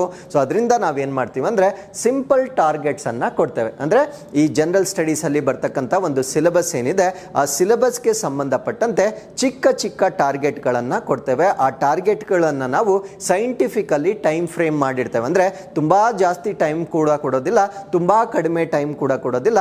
ಸಬ್ಜೆಕ್ಟ್ ಟೀಚರ್ಸ್ ಅಂದರೆ ನಮ್ಮಲ್ಲಿ ಪಾಠ ಮಾಡ್ತಾ ಇರ್ತಕ್ಕಂಥ ಬೋಧಕರಿಗೆ ಅವ್ರಿಗೆ ಎಕ್ಸಾಕ್ಟ್ಲಿ ಗೊತ್ತಿರುತ್ತೆ. ಸೊ ಆಲ್ರೆಡಿ ಒಂದ್ಸತಿ ಓದಿರ್ತಕ್ಕಂಥ ವಿದ್ಯಾರ್ಥಿಗೆ ಸೊ ಈ ಟಾಪಿಕ್ಗೆ ಎಷ್ಟು ಟೈಮ್ ಕೊಟ್ಟರೆ ರಿವಿಷನ್ ಮಾಡಲಿಕ್ಕೆ ಸಾಕಾಗುತ್ತೆ. ಸೊ ಆ ಒಂದು ಸೈಂಟಿಫಿಕಲ್ ಮೆಥಡ್ನ ಆಧಾರದ ಮೇಲೆ ಎಕ್ಸಾಕ್ಟ್ ಟೈಮನ್ನು ನಾವು ಕೊಡ್ತೇವೆ. ಸೊ ಆ ಕೊಟ್ಟಿರ್ತಕ್ಕಂಥ ಟೈಮ್, ಆ ಟಾರ್ಗೆಟ್ಸ್ ಏನಿರುತ್ತೆ ಅದನ್ನು ನೀವು ಕಂಪ್ಲೀಟ್ ಮಾಡಬೇಕಾಗಿರುತ್ತೆ. ಸೊ ಕಂಪ್ಲೀಟ್ ಮಾಡಿದ ದಿನಾಂಕದಂದು ನಿಮಗೆ ಹೈ ಸ್ಟ್ಯಾಂಡರ್ಡ್ ಟೆಸ್ಟ್ಗಳನ್ನು ಕೊಡಲಾಗುತ್ತೆ. ಏನಿದು ಹೈ ಸ್ಟ್ಯಾಂಡರ್ಡ್ ಟೆಸ್ಟ್ ಅಂದರೆ ಸೊ 402 ಪರೀಕ್ಷೆ ಏನಾಗಿತ್ತು ಆಲ್ಮೋಸ್ಟ್ ಅದೇ ಪ್ಯಾಟ್ರನಲ್ಲಿ ನಾವು ಪ್ರಶ್ನೆಗಳನ್ನು ಸೆಟ್ ಮಾಡ್ತೇವೆ. ಸೊ ಮುಂಚೆ ಆಗಿದ್ರೆ ಈ ಸ್ಟೇಟ್ಮೆಂಟ್ ಕ್ವೆಶನ್ಸ್ ಬಂದಾಗ 1-2 ಈಸ್ ಕರೆಕ್ಟ್ ಅಥವಾ 2-3 is correct, 3-4 is correct, none of the above ಅಂತ ಬರ್ತಾ ಇತ್ತು. ಸೊ ಆಗೇನಾಗ್ತಾ ಇತ್ತು ಅಂದರೆ ಅಟ್ಲೀಸ್ಟ್ ನನಗೆ 1-2 ಸ್ಟೇಟ್ಮೆಂಟ್ ಆನ್ಸರ್ ಗೊತ್ತಿದ್ರೆ ನಾನು ಎಲಿಮಿನೇಷನ್ ಮೆಥಡಲ್ಲಿ ಆನ್ಸರ್ಗಳನ್ನು ಮಾಡ್ಬೋದಾಗಿತ್ತು. ಬಟ್ ಇವಾಗ ಆ ಪ್ಯಾಟ್ರನ್ನನ್ನೇ ಚೇಂಜ್ ಮಾಡಿ any 1 is correct, any 2 is correct, any 3 is correct ಅಂತಕ್ಕಂಥ ಒಂದು ಸ್ಟೇಟ್ಮೆಂಟ್ಸನ್ನು ಕೊಡ್ತಾ ಇದ್ದಾರೆ. ಸೊ ಈಗ ಏನಾಗುತ್ತೆ ಅಂದರೆ ನನಗೆ ಎಲ್ಲಾದ್ರ ಬಗ್ಗೆ ಮಾಹಿತಿ ಗೊತ್ತಿರಬೇಕಾಗಿರುತ್ತೆ. ಕೇವಲ ಒಂದು ಸ್ಟೇಟ್ಮೆಂಟ್ ಗೊತ್ತಿದ್ರೆ ಮಾತ್ರ ನಾನು ಎಲಿಮಿನೇಷನ್ ಯೂಸ್ ಮಾಡಿಕೊಂಡು ಆನ್ಸರ್ ಮಾಡಲಿಕ್ಕೆ ಸಾಧ್ಯವಾಗೋದಿಲ್ಲ. ಸೊ ಆ ವಿಷಯವನ್ನು ಓದಿದ್ರೆ ನನಗೆ ಅದ್ರ ಬಗ್ಗೆ ಸಂಪೂರ್ಣ ಮಾಹಿತಿ ಇದ್ದರೆ ಮಾತ್ರ ನನಗೆ ಆನ್ಸರ್ ಮಾಡಲಿಕ್ಕೆ ಸಾಧ್ಯವಾಗುತ್ತೆ. ಆ ರೀತಿಯ ಹೈ ಸ್ಟ್ಯಾಂಡರ್ಡ್ ಕ್ವೆಶನ್ಸ್ಗಳನ್ನು ನೀವು ಇವಾಗಲಿಂದನೇ ಸಾಲ್ವ್ ಮಾಡೋದ್ರಿಂದ ಏನಾಗುತ್ತೆ ಅಂದರೆ ಸೈಕೋಲಾಜಿಕಲಿ ಅದಕ್ಕೆ ನೀವು ಅಡಾಪ್ಟ್ ಆಗ್ತೀರಾ. ಆ ಒಂದು ಕಾನ್ಫಿಡೆನ್ಸ್ ಬರುತ್ತೆ, ಟೈಮ್ ಮ್ಯಾನೇಜ್ಮೆಂಟ್ ಕೂಡ ಬರುತ್ತೆ ಜೊತೆಯಲ್ಲಿ. ಸೊ ಇವೆಲ್ಲ ಕೂಡ ಕನೆಕ್ಟಿಂಗ್ ದ ಡಾಟ್ಸ್ ಅಂತ ಹೇಳ್ತೇವೆ. ಅಂದರೆ ಒಂದು ಡಾಟಿಂದ ಇನ್ನೊಂದು ಡಾಟ್ಗೆ ಸೊ ಕನೆಕ್ಷನನ್ನು ಮಾಡಿಕೊಂಡಾಗ ನಾವೊಂದು ಸರ್ಕಲನ್ನು ಕಂಪ್ಲೀಟ್ ಮಾಡಬೇಕಾಗಿರುತ್ತೆ. ಸೊ ಆ ಸರ್ಕಲ್ ಕಂಪ್ಲೀಟ್ ಆದ ನಂತರ ನಿಮಗೆ ಆ ಕ್ವೆಶನ್ ಪೇಪರ್ ಟಫ್ ಅಂತ ಯಾವತ್ತೂ ಅನಿಸೋದಿಲ್ಲ. ಸೊ ಆ ರೀತಿಯ ತರಬೇತಿಯನ್ನು ಈ ಒಂದು ಕಾರ್ಯಕ್ರಮದಲ್ಲಿ ನೀವು ಎಕ್ಸ್ಪೆಕ್ಟ್ ಮಾಡ್ಬೋದಾಗಿರುತ್ತೆ. ಸೊ ಆ ಪ್ರಶ್ನೆ ಪತ್ರಿಕೆಯನ್ನು ನೀವು ಆನ್ಸರ್ ಮಾಡಿದ ನಂತರ ಸೊ ನಿಮಗೆ ಗೊತ್ತಾಗುತ್ತೆ ಎಷ್ಟು ಸರಿಯಾಗಿದೆ, ಎಷ್ಟು ತಪ್ಪಾಗಿದೆ ಅಂತಕ್ಕಂಥ ಒಂದು ವಿಶ್ಲೇಷಣೆ ಅಥವಾ ಮಾರ್ಕ್ಸನ್ನು ನಾವು ನಿಮಗೆ ಕೊಡ್ತೇವೆ. ಸೊ ಅದಾದಮೇಲೆ ವೆರಿ ಇಂಪಾರ್ಟೆಂಟ್ ಪಾರ್ಟ್ ಏನು ಅಂದರೆ ಡಿಸ್ಕಷನ್ ನಡೆಯುತ್ತೆ. ಅಂದರೆ ನೀವೇನು ಪ್ರಶ್ನೆ ಪತ್ರಿಕೆಯನ್ನು ಸಾಲ್ವ್ ಮಾಡಿರ್ತೀರ ಆ ಪ್ರಶ್ನೆ ಪತ್ರಿಕೆಯಲ್ಲಿರ್ತಕ್ಕಂಥ ಯಾವ ವಿಷಯಕ್ಕೆ ಸಂಬಂಧಪಟ್ಟಂತೆ ಆ ಸಬ್ಜೆಕ್ಟ್ ಎಕ್ಸ್ಪರ್ಟ್ ಯಾರಿರ್ತಾರೆ ಸೊ ಅವ್ರು ಬಂದು ನಿಮಗೆ ಕಂಪ್ಲೀಟ್ ಆಗಿ ಅದನ್ನು ಎಕ್ಸ್ಪ್ಲೇನ್ ಮಾಡ್ತಾರೆ. ಸೊ ಇದರಿಂದ ಏನಾಗುತ್ತೆ ಅಂದರೆ ಒಂದು ನೀವು ಆನ್ಸರ್ ಮಾಡುವಾಗ ಮಾಡಿರ್ತಕ್ಕಂಥ ತಪ್ಪುಗಳನ್ನು ನೀವು ತಿದ್ಕೊಳ್ಬೋದು. ಸೊ ನಮ್ಮ ಒಂದು ಎಕ್ಸ್ಪೀರಿಯನ್ಸ್ನ ಪ್ರಕಾರ ಯಾರು ಟೆಸ್ಟ್ ಸೀರೀಸಲ್ಲಿ ತಪ್ಪು ಮಾಡಿ ಅದನ್ನು ತಿದ್ದುಕೊಳ್ತಾರೆ. ಸೊ ಆ ವಿಷಯವನ್ನು ಯಾವುದೇ ಕಾರಣಕ್ಕೂ ಮರೆಯೋದಿಲ್ಲ. ಬಟ್ ಈ ಒಂದು ಮ್ಯಾಜಿಕ್ ಏನಿದೆ ಇದು ಓದೋದ್ರ ಮುಖಾಂತರ ಆಗೋದಿಲ್ಲ. ಅಂದರೆ ನಾನು 100 ಪೇಜ್ ಓದಿರ್ಬೋದು, ಆ 100 ಪೇಜಲ್ಲಿ ನನ್ನ ಬ್ರೈನ್ ಯಾವುದನ್ನು ರಿಜಿಸ್ಟರ್ ಮಾಡ್ಕೊಂಡಿದೆ, ಯಾವುದನ್ನು ರಿಜಿಸ್ಟರ್ ಮಾಡ್ಕೊಂಡಿಲ್ಲ ಅನ್ನೋದನ್ನು ನಾವು ಜಡ್ಜ್ ಮಾಡೋಕ್ಕಾಗೋದಿಲ್ಲ. ಬಟ್ ಪ್ರಶ್ನೆ ಪತ್ರಿಕೆಯನ್ನು ಸಾಲ್ವ್ ಮಾಡಿ ಅದರಲ್ಲಿ ನಾನೇನಾದರೂ ತಪ್ಪು ಮಾಡಿದ್ದಾಗ ಅದನ್ನು ನಾನು ಮತ್ತೆ ಡಿಸ್ಕಷನ್ ಮಾಡಿದ ನಂತರ ರೆಕ್ಟಿಫೈ ಮಾಡಿಕೊಂಡ ನಂತರ ಅದನ್ನು ಎಂದಿಗೂ ಕೂಡ ಮರೆಯೋದಿಲ್ಲ. ಸೊ ಇವಾಗ ಏನಾಗುತ್ತೆ ಅಂದರೆ ನಿಮಗೆ ಸಬ್ಜೆಕ್ಟ್ ಮೇಲೆ ಕ್ಲಾರಿಟಿ ಜಾಸ್ತಿ ಆಗ್ತಾ ಹೋಗುತ್ತೆ. ಸೊ ಇದು ನಿಮಗೆ ಸೆಕೆಂಡ್ ರಿವಿಷನ್ ಆಗುತ್ತೆ. ಅಂದರೆ ಮೊದಲು ನೀವು ಒಂದ್ಸತಿ ಓದ್ಕೊಂಡ್ಬರ್ತೀರಾ, ಅದು ಫಸ್ಟ್ ಟೈಮ್ ರಿವಿಷನ್ ಆಗುತ್ತೆ. ನೆಕ್ಸ್ಟ್ ನೀವು ಪರೀಕ್ಷೆ ಬರೀತೀರಾ, ಅದು ಸೆಕೆಂಡ್ ಟೈಮ್ ರಿವಿಷನ್ ಥರ ಆಗುತ್ತೆ. ಮತ್ತೆ ನಾವು ಡಿಸ್ಕಷನ್ ಅನ್ನು ಮಾಡಿದಾಗ ಥರ್ಡ್ ಟೈಮ್ ರಿವಿಷನ್ ಥರ ಆಗುತ್ತೆ. ನಾವು ಕೇಳಿದಷ್ಟು ಅಂದರೆ ವಿಷಯಗಳನ್ನು ಇನ್ನೊಬ್ಬರು ಹೇಳುವಾಗ ಕೇಳಿದಷ್ಟು ಅದು ನಮ್ಮ ಬ್ರೈನಲ್ಲಿ ಜಾಸ್ತಿ ರಿಜಿಸ್ಟರ್ ಆಗುತ್ತೆ. That is Y god has given 2 years. ಅಂದರೆ 2 ಕಿವಿಗಳಲ್ಲಿ ನಾವು ಕೇಳಿಸ್ಕೊಳ್ಳೋದ್ರಿಂದ ಅದು ಬ್ರೈನಲ್ಲಿ ಬೇಗ ರಿಜಿಸ್ಟರ್ ಆಗ್ತಕ್ಕಂಥದ್ದನ್ನು ನಾವು ನೋಡ್ಬೋದಾಗಿರುತ್ತೆ. ಸೊ ಈ ಒಂದು ಕಾನ್ಸೆಪ್ಟ್ನ ಮುಖಾಂತರ ಅಂದರೆ ರಿವರ್ಸ್ ಇಂಜಿನಿಯರಿಂಗ್ ಮಾಡುವುದರ ಮುಖಾಂತರ, ಬಿಕಾಸ್ ಈ ಮಾಡರ್ನ್ ಡೇ ಆಫ್ ಎಕ್ಸಾಮಿನೇಷನ್ಗೆ ಕೇವಲ ಓದುವುದರಿಂದ ನಾವು ಪಾಸ್ ಆಗಲಿಕ್ಕೆ ಸಾಧ್ಯವಾಗೋದಿಲ್ಲ. ನಾವು ಎಷ್ಟು ಓದಲಿಕ್ಕೆ ಪ್ರಾಮುಖ್ಯತೆ ಕೊಡ್ತೇವೆ ಅಷ್ಟೇ ಪ್ರಾಮುಖ್ಯತೆಯನ್ನು ಆ ಮಾದರಿ ಪ್ರಶ್ನೆ ಪತ್ರಿಕೆಗಳನ್ನು ಬಿಡಿಸಬೇಕು. ಮಾದರಿ ಪ್ರಶ್ನೆ ಪತ್ರಿಕೆಗಳಂದರೆ ಯಾವುದೋ ಒಂದು 1 ವರ್ಡ್ ಕ್ವೆಶನ್ಸನ್ನು ಸಾಲ್ವ್ ಮಾಡ್ತಕ್ಕಂಥದ್ದಲ್ಲ. ಸೊ ಆ ಒಂದು ಸ್ಟೇಟ್ಮೆಂಟ್ ಟೈಪ್ ಆಫ್ ಕ್ವೆಶನ್ಸ್ ಏನಿರುತ್ತೆ ಅದನ್ನು ರಿಪೀಟೆಡ್ಲಿ ಸಾಲ್ವ್ ಮಾಡಿ ಮಾಡಿ ಮಾಡಿ ಮಾಡಿ ನಾನೊಂದು ಆ ಒಂದು ಸೈಕೊಲಾಜಿಕಲಿ ಅದಕ್ಕೆ ಅಡಾಪ್ಟ್ ಆಗಬೇಕಾಗಿರುತ್ತೆ. ಸೊ ಅದನ್ನು ಮಾಡಿಸ್ತಕ್ಕಂಥ ಕರ್ತವ್ಯ ನಮ್ಮದಾಗಿರುತ್ತೆ. ಸೊ ಹೈ ಸ್ಟ್ಯಾಂಡರ್ಡ್ ಕ್ವೆಶನ್ಸನ್ನು ಇಲ್ಲಿ ನೀವು ಸಾಲ್ವ್ ಮಾಡಬೇಕಾಗಿರುತ್ತೆ. ಆವಾಗ ಮಾತ್ರ ನಿಮಗೆ ಜನರಲ್ ಸ್ಟಡೀಸಲ್ಲಿ ಮ್ಯಾಕ್ಸಿಮಮ್ ಸ್ಟ್ರೈಕ್ ರೇಟ್ ಮಾಡ್ಬೋದು ಎಕ್ಸಾಮಿನೇಷನಲ್ಲಿ. ಸೊ ಪೇಪರ್ 2 ಅಲ್ಲೂ ಕೂಡ ಅತ್ಯಧಿಕ ಅಂಕಗಳನ್ನು ಸ್ಕೋರ್ ಮಾಡಲಿಕ್ಕೆ ಏನೇನು ತಯಾರಿ ಹಂತದಲ್ಲಿ ನಿಮಗೆ ಬೇಕಾಗಿರುತ್ತೆ ಸೊ ಎಲ್ಲವನ್ನ ಕೂಡ ನಾವು ಈ ಒಂದು ಕಾರ್ಯಕ್ರಮದಲ್ಲಿ ನಿಮಗೆ ಮಾಡ್ತಕ್ಕಂಥದ್ದನ್ನು ನಾವಿಲ್ಲಿ ನೋಡ್ಬೋದಾಗಿರುತ್ತೆ. ಸೊ ಅದಾದ್ಮೇಲೆ ಯಾವ ರೀತಿ ನಾವು ಈ ಒಂದು ಸಿಲೆಬಸ್ ಅನ್ನು ನಿಮಗೆ ಕೊಡ್ತೇವೆ, ಜಸ್ಟ್ 1 ಎಕ್ಸಾಂಪಲ್ ಅನ್ನ ನಾನು ಇಲ್ಲಿ ಹೇಳೋದಾದ್ರೆ, ಫಾರ್ ಎಕ್ಸಾಂಪಲ್ ಪಾಲಿಟಿ, ನೀವು ಸಂವಿಧಾನವನ್ನ ಓದ್ತಾ ಇರ್ತೀರಾ. ಸೊ ಸಂವಿಧಾನಕ್ಕೆ ಸಂಬಂಧಪಟ್ಟಂತೆ ಎಲ್ಲ ಸಿಲೆಬಸ್ ಅನ್ನ ನಿಮಗೆ ಒಂದು ಟಾರ್ಗೆಟ್ ಅಲ್ಲಿ ಕೊಡೋದಿಲ್ಲ, ಪೀಸ್ ಮೀಲ್ ಅಂತ ಹೇಳ್ತೇವೆ. ಫಾರ್ ಎಕ್ಸಾಂಪಲ್ ನೀವು ಗ್ಲೋಬ್ ಅನ್ನ ಒಂದೇ ಸರಿ ಅಧ್ಯಯನ ಮಾಡಿ ಅಂದ್ರೆ ಯಾರು ಕೂಡ ಅಧ್ಯಯನ ಮಾಡೋಕ್ಕಾಗಲ್ಲ. ನಾವೇನ್ ಮಾಡ್ತೀವಿ, ಒಂದೊಂದು ಸ್ಮಾಲ್ ಕಂಟ್ರಿಯನ್ನ ತಗೊಳ್ತೀವಿ ಅಥವಾ ಒಂದೊಂದು ಸ್ಮಾಲ್ ಕಾಂಟಿನೆಂಟ್ ಅನ್ನ ತಗೊಂಡು ಸೊ ಅದನ್ನ ಚಿಕ್ಕ ಚಿಕ್ಕದಾಗಿ ನಾವು ಅಧ್ಯಯನ ಮಾಡಲಿಕ್ಕೆ ಸ್ಟಾರ್ಟ್ ಮಾಡಿದಾಗ ಏನಾಗುತ್ತೆ ಅಂದ್ರೆ ನಮಗೊಂದು ಕ್ಲಾರಿಟಿ ಬರುತ್ತೆ. ನಾನು ಎಲ್ಲವನ್ನ ಒಂದೇ ದಿನ ಓದ್ಕೊಂಡ್ ಬಂದ್ಬಿಡಿ ಅಂತ ಹೇಳಿದಾಗ ಸೊ ಯಾರು ಕೂಡ ಅದನ್ನ ಪ್ರಾಕ್ಟಿಕಲಿ ಮಾಡಲಿಕ್ಕೆ ಸಾಧ್ಯವಾಗೋದಿಲ್ಲ. ಸೊ ನಮ್ಮ ಒಂದು ಬ್ರೈನ್ಗೆ ನಾವು ಚಿಕ್ಕ ಚಿಕ್ಕ ಇನ್ಸ್ಟಾಲ್ಮೆಂಟ್ಗಳಲ್ಲಿ ವಿಷಯಗಳನ್ನ ನೀಡಿದಾಗ ಸೊ ಅದು ಹೆಚ್ಚಾಗಿ ಮೆಮರಿಯನ್ನ ಮಾಡ್ಕೊಳ್ಳುತ್ತೆ. ಸೊ ಸೂಪರ್ ಸ್ಯಾಚುರೇಟೆಡ್ ಆದಾಗ ಏನಾಗುತ್ತೆ ಅಂದ್ರೆ ಆ ವಿಷಯಗಳು ನಾವು ಬ್ರೈನ್ಗೆ ಹೋಗ್ತಾ ಇರುತ್ತೆ, ಬಟ್ ಅದಲ್ಲಿ ಎಲ್ಲೂ ಕೂಡ ರಿಜಿಸ್ಟರ್ ಆಗೋದಿಲ್ಲ. ಸೊ ಅದನ್ನ ನಾವು ನಾನ್ ಕ್ವಾಲಿಟಿ ಅಥವಾ ನಾನ್ ಪ್ರೊಡಕ್ಟಿವ್ ಅಪ್ರೋಚ್ ಅಂತ ಹೇಳ್ತೇವೆ. ಬಟ್ ನಾವು ಮಾಡ್ತಾ ಇರ್ತಕ್ಕಂಥದ್ದು ಒಂದು ಪ್ರೊಡಕ್ಟಿವ್ ಅಪ್ರೋಚ್ ಆಗಿರುತ್ತೆ. ಸೊ ನಾವು ಪೀಸ್ ಮೀಲ್ ಅಥವಾ ಚಿಕ್ಕ ಚಿಕ್ಕ ಟಾರ್ಗೆಟ್ಗಳನ್ನು ನಿಮಗೆ ಕೊಡುವ ಮುಖಾಂತರ ಸೊ ಅದ್ರ ಮೇಲೆ ನಾವು ವರ್ಕೌಟ್ ಮಾಡ್ತೇವೆ. ಫಾರ್ ಎಕ್ಸಾಂಪಲ್ ಒಂದು ಟಾರ್ಗೆಟ್ ಅಂದ್ರೆ ಹೇಗಿರುತ್ತೆ, ಫಾರ್ ಎಕ್ಸಾಂಪಲ್ ಸಂವಿಧಾನ ಬಂದಾಗ ಹಿಸ್ಟಾರಿಕಲ್ ಬ್ಯಾಕ್ ಗ್ರೌಂಡ್, ಐತಿಹಾಸಿಕ ಹಿನ್ನೆಲೆ, ಅದಾದ್ಮೇಲೆ ಮೇಕಿಂಗ್ ಆಫ್ ದಿ ಕಾನ್ಸ್ಟಿಟ್ಯೂಷನ್, ಸಂವಿಧಾನದ ರಚನೆ ಹೇಗಾಯ್ತು, ಫೀಚರ್ಸ್ ಆಫ್ ದಿ ಕಾನ್ಸ್ಟಿಟ್ಯೂಷನ್, ನಮ್ಮ ಸಂವಿಧಾನದ ಲಕ್ಷಣಗಳು, ಅದಾದ್ಮೇಲೆ ಸೋರ್ಸಸ್ ಆಫ್ ದಿ ಕಾನ್ಸ್ಟಿಟ್ಯೂಷನ್ ಅಂದ್ರೆ ಯಾವ ಯಾವ ರಾಷ್ಟ್ರಗಳಿಂದ ನಾವು ಏನನ್ನ ಎರವಲು ಪಡೆದಿದ್ದೇವೆ, ಸೊ ಅದಾದ್ಮೇಲೆ ಪ್ರಿಯಂಬಲ್ ಅಥವಾ ಪ್ರಸ್ತಾವನೆ, ಇದನ್ನ ಒಂದು ಟಾರ್ಗೆಟ್ ಆಗಿ ನೀಡಲಾಗುತ್ತೆ. ಸೊ ಒಂದು ಟಾರ್ಗೆಟ್ ಆಗಿ ನೀಡಿದಾಗ ಇದ್ರ ಮೇಲೆ ನಾವು 100 ಪ್ರಶ್ನೆಗಳನ್ನ ಕೊಡ್ತೇವೆ. 100 ಪ್ರಶ್ನೆಗಳನ್ನ ನಾವು ಇಷ್ಟೇ ಚಾಪ್ಟರ್ಸ್ ಮೇಲೆ ಕೊಟ್ಟಾಗ ಮ್ಯಾಕ್ಸಿಮಮ್ ಆಲ್ಮೋಸ್ಟ್ ಚಾಪ್ಟರ್ ಅಲ್ಲಿ ಇರ್ತಕ್ಕಂಥ ಎಲ್ಲ ವಿಷಯಗಳ ಮೇಲೆ ನಾವು ಪ್ರಶ್ನೆಗಳನ್ನ ಮಾಡಬೇಕಾಗಿರುತ್ತೆ. ಸೊ ಅವಾಗ ಎಂಟೈರ್ ಸಿಲೆಬಸ್ ಏನಿದೆ ಅದು ಪ್ರಶ್ನೆ ಪತ್ರಿಕೆಯ ರೂಪದಲ್ಲಿ ನೀವು ಕಲಿತೀರಾ. ಸೊ ಅವಾಗ ಏನಾಗುತ್ತೆ ಅಂದ್ರೆ ಸೊ ನೀವು ಏನೇನು ಓದಿದಾಗ ನಿಮಗೆ ರಿಟೆನ್ಷನ್ ಆಗಿರೋದಿಲ್ಲೋ ಸೊ ಅದೆಲ್ಲ ಪ್ರಶ್ನೆ ಪತ್ರಿಕೆಯ ಮುಖಾಂತರ ನಮಗೆ ರಿಟೆನ್ಷನ್ ಆಗಲಿಕ್ಕೆ ಸ್ಟಾರ್ಟ್ ಆಗುತ್ತೆ.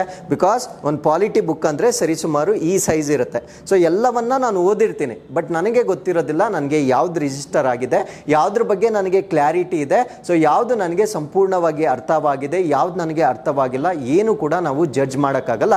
ಬಟ್ ಅದನ್ನೇ ನೀವು ಪ್ರಶ್ನೆಗಳ ರೂಪದಲ್ಲಿ ಬಿಡಿಸಿದಾಗ ಏನಾಗುತ್ತೆ ಅಂದ್ರೆ ಸೊ ನಿಮಗೆ ಒಂದು ಜಡ್ಜ್ಮೆಂಟ್ ಸಿಗ್ತಾ ಹೋಗುತ್ತೆ. ಅಂದ್ರೆ ನಾನು ಏನರಲ್ಲಿ ನಾನು ಮಿಸ್ ಮಾಡ್ತಾ ಇದ್ದೀನಿ, ಏನು ನನಗೆ ತಪ್ಪಾಗಿತ್ತು, ಏನನ್ನ ನಾನು ತಪ್ಪಾಗಿ ಅರ್ಥ ಮಾಡ್ಕೊಂಡಿದ್ದೆ, ಸೊ ಅದೆಲ್ಲ ನಿಮಗೆ ಚಿಕ್ಕ ಚಿಕ್ಕ ಇನ್ಸ್ಟಾಲ್ಮೆಂಟ್ಗಳಲ್ಲಿ ಕ್ಲಾರಿಟಿ ಸಿಗ್ತಾ ಹೋಗುತ್ತೆ. ಸೊ ಅವಾಗ ಏನಾಗುತ್ತೆ ಅಂದ್ರೆ ಸೊ ಪರಿಪೂರ್ಣವಾಗಿ ಪ್ರತಿಯೊಂದು ಚಾಪ್ಟರ್ ಅಲ್ಲೂ, ಯಾಕಂದ್ರೆ ಸೊ ಪ್ರಶ್ನೆಗಳನ್ನ ಯಾವ ಚಾಪ್ಟರ್ ಇಂದ ಕೊಡ್ತಾರೆ, ಇದೇ ಇಂಪಾರ್ಟೆಂಟ್ ಇದೇ ನಾಟ್ ಇಂಪಾರ್ಟೆಂಟ್ ಅಂತ ಯಾರು ಕೂಡ ಜಡ್ಜ್ ಮಾಡೋಕ್ಕಾಗಲ್ಲ. ಪ್ರಶ್ನೆಗಳು ರ್ಯಾಂಡಮ್ ಆಗಿ ಬರ್ತಾ ಇರುತ್ತೆ ಪರೀಕ್ಷೆಯಲ್ಲಿ. ಮತ್ತೆ ಯಾವ ಸಬ್ಜೆಕ್ಟ್ ಅಲ್ಲಿ ಎಷ್ಟು ಕ್ವೆಶನ್ಸ್ ಅನ್ನ ಕೊಡ್ತಾನೆ ಅದು ಕೂಡ ಪ್ರೀ ಜಡ್ಜ್ ಮಾಡೋಕ್ಕಾಗೋದಿಲ್ಲ. ಸೊ ಅದರಿಂದ ಪ್ರತಿಯೊಂದು ವಿಷಯಕ್ಕೂ ನಾವು ಈಕ್ವಲ್ ಇಂಪಾರ್ಟೆನ್ಸ್ ಅನ್ನ ಕೊಡಬೇಕಾಗಿರುತ್ತೆ. ಸೊ ಒಂದು ಚಿಕ್ಕ ಚಿಕ್ಕ ಟಾರ್ಗೆಟ್ಸ್ಗಳ ಮುಖಾಂತರ ಸೊ ನಿಮ್ಮನ್ನ ತಯಾರಿ ಮಾಡ್ತಕ್ಕಂಥ ಕಾರ್ಯಕ್ರಮ ಇದನ್ನಾಗಿ ನಾವು ನೋಡ್ಬೋದಾಗಿರುತ್ತೆ. ಅದ್ರ ಜೊತೆ ಇನ್ನೊಂದು ಎಕ್ಸಾಂಪಲ್ ಎಕ್ಸಾಂಪಲ್ ಕೊಡೋದಾದ್ರೆ, ಫಾರ್ ಎಕ್ಸಾಂಪಲ್ ನೀವು ಫಿಸಿಕಲ್ ಜಿಯೋಗ್ರಫಿಯನ್ನು ತಗೊಂಡಾಗ ನಾವು ಇಂಟ್ರೊಡಕ್ಷನ್ ಟು ಫಿಸಿಕಲ್ ಜಿಯೋಗ್ರಫಿ, ಪ್ರಾಕೃತಿಕ ಭೂಗೋಳಶಾಸ್ತ್ರದ ಪರಿಚಯ, ಸೊ ಅದಾದ್ಮೇಲೆ ಸೋಲಾರ್ ಸಿಸ್ಟಮ್, ಅದಾದ್ಮೇಲೆ ಗ್ರಹಗಳು ಅಂದ್ರೆ ಪ್ಲಾನೆಟ್ಸ್, ಅಕ್ಷಾಂಶ ಮತ್ತು ರೇಖಾಂಶಗಳು, ಲಾಂಜಿಟ್ಯೂಡ್ ಮತ್ತೆ ಲ್ಯಾಟಿಟ್ಯೂಡ್, ಭೂಮಿಯ ಅಕ್ಷಾಂಶದ ಉಷ್ಣವಲಯಗಳು ಅಂದ್ರೆ heat zones of the earth ಅಂತ ಹೇಳ್ತೇವೆ. ಸೊ ಭೂಮಿಯ ಉಗಮ ಅಂದ್ರೆ evolution of the earth, so ಅದಾದ್ಮೇಲೆ ಭೂಮಿಯ ಚಲನೆ, ಮೂವ್ಮೆಂಟ್ ಆಫ್ ದಿ ಅರ್ತ್, ಮತ್ತೆ ಭೂಮಿಯ ಸಂರಚನೆ ಅಥವಾ structure of the earth. So ಈ ರೀತಿಯಾಗಿ ಆಲ್ರೆಡಿ ನಾವು ಸಿಲೆಬಸ್ ಅನ್ನ ಚಿಕ್ಕ ಚಿಕ್ಕ ಫ್ರಾಕ್ಷನ್ಸ್ ಆಗಿ ಬ್ರೇಕ್ ಮಾಡಿದ್ದೇವೆ. ಸೊ ಈ ಒಂದು ಸಿಲೆಬಸ್ ಅನ್ನ ಕೊಟ್ಟು ನಿಮಗೆ 100 ಪ್ರಶ್ನೆಗಳನ್ನ ನೀಡಲಾಗುತ್ತೆ. ಸೊ ಇಲ್ಲೂ ಕೂಡ ನಾವು ಇಷ್ಟು ಕಡಿಮೆ ಸಿಲೆಬಸ್ಗೆ 100 ಪ್ರಶ್ನೆಗಳನ್ನ ಮಾಡಿದಾಗ ಸೊ ಆಲ್ಮೋಸ್ಟ್ ಎಂಟೈರ್ ಚಾಪ್ಟರ್ ನಿಮಗೆ ರಿವೈಸ್ ಆದಂಗೆ ಆಗುತ್ತೆ. ಸೊ ಪ್ರಶ್ನೆಗಳ ರೂಪದಲ್ಲಿ ನೀವು ಕಲಿಯುವ ಕಾರಣದಿಂದ ಹೆಚ್ಚಿನ ಕ್ಲಾರಿಟಿ ನಿಮಗೆ ಸಿಗ್ತಕ್ಕಂಥದ್ದನ್ನ ನಾವಿಲ್ಲಿ ನೋಡಬಹುದಾಗಿರುತ್ತೆ. ಸೊ ಇನ್ನೊಂದು ಎಕ್ಸಾಂಪಲ್ ನೋಡೋದಾದ್ರೆ, ಬಯಾಲಜಿಗೆ ಸಂಬಂಧಪಟ್ಟಂತೆ ಒಂದು ಎಕ್ಸಾಂಪಲ್ ತಗೊಂಡಿದ್ದೀನಿ. ಸೆಲ್ ಜೀವಕೋಶ, ಡೈಜೆಸ್ಟಿವ್ ಸಿಸ್ಟಮ್ ಜೀರ್ಣಾಂಗ ವ್ಯೂಹ, ಸರ್ಕ್ಯುಲೇಟರಿ ಸಿಸ್ಟಮ್ ರಕ್ತ ಪರಿಚಲನಾಂಗ ವ್ಯೂಹ, ಬ್ಲಡ್ ಅಥವಾ ರಕ್ತ. ಸೊ ಈ 4 ಚಾಪ್ಟರ್ ಮೇಲೆ 100 ಪ್ರಶ್ನೆಗಳನ್ನು ನಾನು ಸಾಲ್ವ್ ಮಾಡಿದ್ದೆ. ಅದಲ್ಲಿ ಸೊ ಏನು ಕೂಡ ಮಿಕ್ಕೋದಿಲ್ಲ. ಸೊ ಎಲ್ಲವನ್ನ ಕೂಡ ನಾನು ಪ್ರಶ್ನೆಗಳ ಅಂದ್ರೆ ಅಪ್ಲಿಕೇಶನ್ ಆಫ್ ನಾಲೆಜ್ ಅಂತ ಹೇಳ್ತೇವೆ. ಅಂದ್ರೆ ನಾನು ಪ್ರಶ್ನೆ ಪತ್ರಿಕೆಯನ್ನು ಸಾಲ್ವ್ ಮಾಡ್ತಕ್ಕಂಥದ್ದು, ನನ್ನ ಜ್ಞಾನವನ್ನ ಅಪ್ಲೈ ಮಾಡ್ತಕ್ಕಂಥದ್ದು, ನಾನು ಬರೀ ಓದತಕ್ಕಂಥದ್ದು, ಜ್ಞಾನವನ್ನ ಕ್ರೋಢೀಕರಣ ಮಾಡ್ತಕ್ಕಂಥದ್ದು. ಬಟ್ ಪರೀಕ್ಷೆಗೆ ಬೇಕಾಗಿರ್ತಕ್ಕಂಥದ್ದು ಅಪ್ಲಿಕೇಶನ್ ಆಫ್ ದಿ ನಾಲೆಜ್ ಆಗಿರುತ್ತೆ. ಅಂದ್ರೆ ನಾನು ಜ್ಞಾನವನ್ನ ಏನು ಓದಿದ್ದೀನಿ ಅದನ್ನ ನಾನು ಅಪ್ಲೈ ಮಾಡಬೇಕು.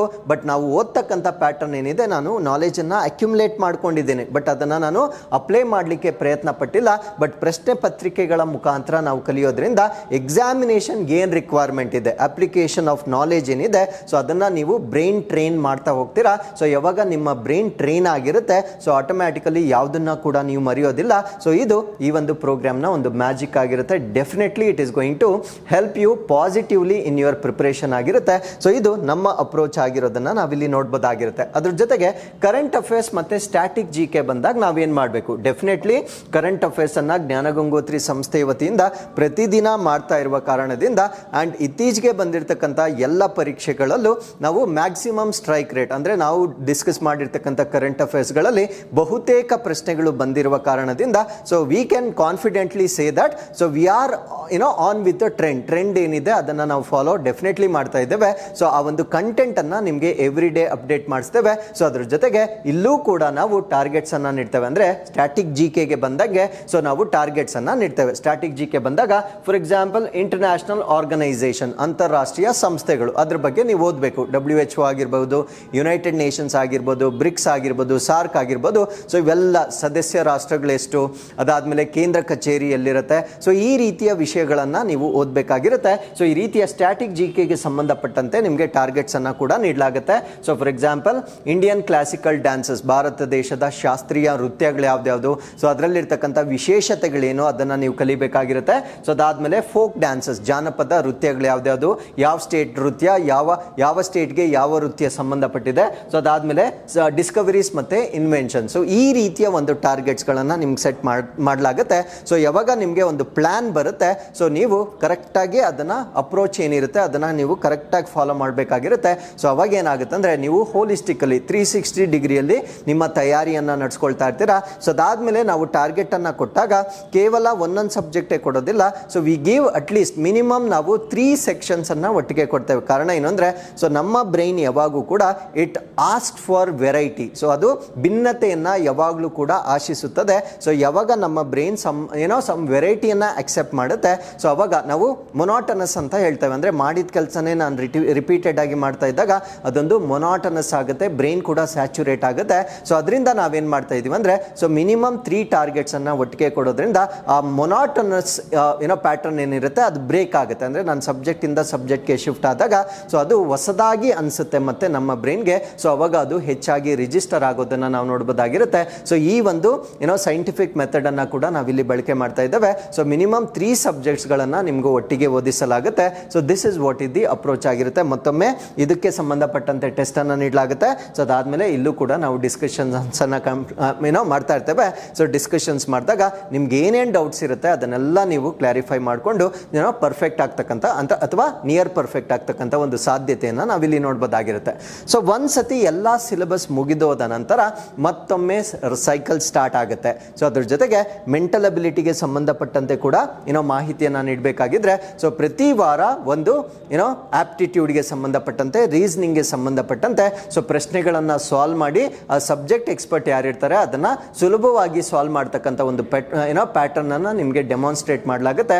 ಸೊ ಯೂಶುವಲಿ ಇತ್ತೀಚೆಗೆ ಬಂದಿರತಕ್ಕಂಥ ಮೆಂಟಲ್ ಎಬಿಲಿಟಿ ಕೂಡ ಸ್ವಲ್ಪ ಹೈ ಸ್ಟ್ಯಾಂಡರ್ಡ್ ಕ್ವೆಶನ್ಸ್ ಬರ್ತಾ ಇರುವ ಕಾರಣದಿಂದ ಸ್ವಲ್ಪ ಹೆಚ್ಚಿಗೆ ಇದಕ್ಕೂ ಕೂಡ ನಾವು ತಯಾರಿಯನ್ನು ಮಾಡಬೇಕಾಗಿರುತ್ತೆ. ಸೊ ಇದಕ್ಕೆ ಸಂಬಂಧಪಟ್ಟಿರ್ತಕ್ಕಂಥ ಪ್ರಾಕ್ಟೀಸ್ ಅನ್ನು ಕೂಡ ಈ ಒಂದು ಕಾರ್ಯಕ್ರಮದಲ್ಲಿ ನಾವು ಸೇರಿಸ್ಕೊಂಡಿರ್ತೇವೆ. ಸೊ ಒಂದ್ಸತಿ ಎಲ್ಲ ಸಿಲೆಬಸ್ ಅನ್ನ ನಾವು ರೌಂಡ್ ಆಫ್ ಪ್ರಿಪರೇಷನ್ ಮಾಡಿದ ನಂತರ ಸೇಮ್ ಟಾರ್ಗೆಟ್ ಮತ್ತೆ ರಿಪೀಟ್ ಆಗುತ್ತೆ.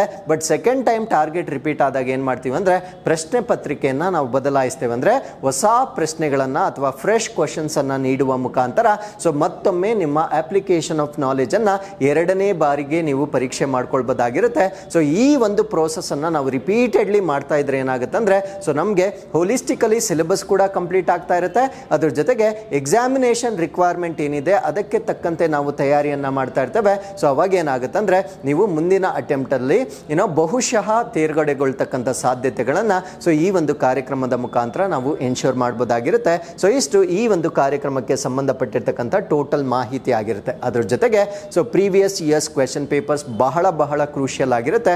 ಅದು ಯಾವ ಪರೀಕ್ಷೆ ಅಂತಲ್ಲ, UPSC ಇಂದ ಹಿಡಿದು ಪೊಲೀಸ್ ಕಾನ್ಸ್ಟೇಬಲ್ ವರೆಗೆ ಬಹಳ ಇತ್ತೀಚೆಗೆ ಆಗಿರ್ತಕ್ಕಂಥ ಎಲ್ಲ ಪ್ರಶ್ನೆ ಪತ್ರಿಕೆಗಳನ್ನ ಕೂಡ ನಿಮಗೆ ಟೆಸ್ಟ್ ನ ರೂಪದಲ್ಲಿ ನೀಡಲಾಗುತ್ತೆ. ಸೊ ಆ ಒಂದು ಪ್ರಶ್ನೆ ಪತ್ರಿಕೆಗಳನ್ನ ನೀವು ಸಾಲ್ವ್ ಮಾಡೋದ್ರಿಂದ ಸೊ ನಮ್ಮ ಅದೃಷ್ಟ ಚೆನ್ನಾಗಿದ್ರೆ ಕೆಲವೊಂದು ಪ್ರಶ್ನೆಗಳು ಮತ್ತೆ ರಿಪೀಟ್ ಆಗ್ತಕ್ಕಂಥ ಸಾಧ್ಯತೆ ಇರುತ್ತೆ.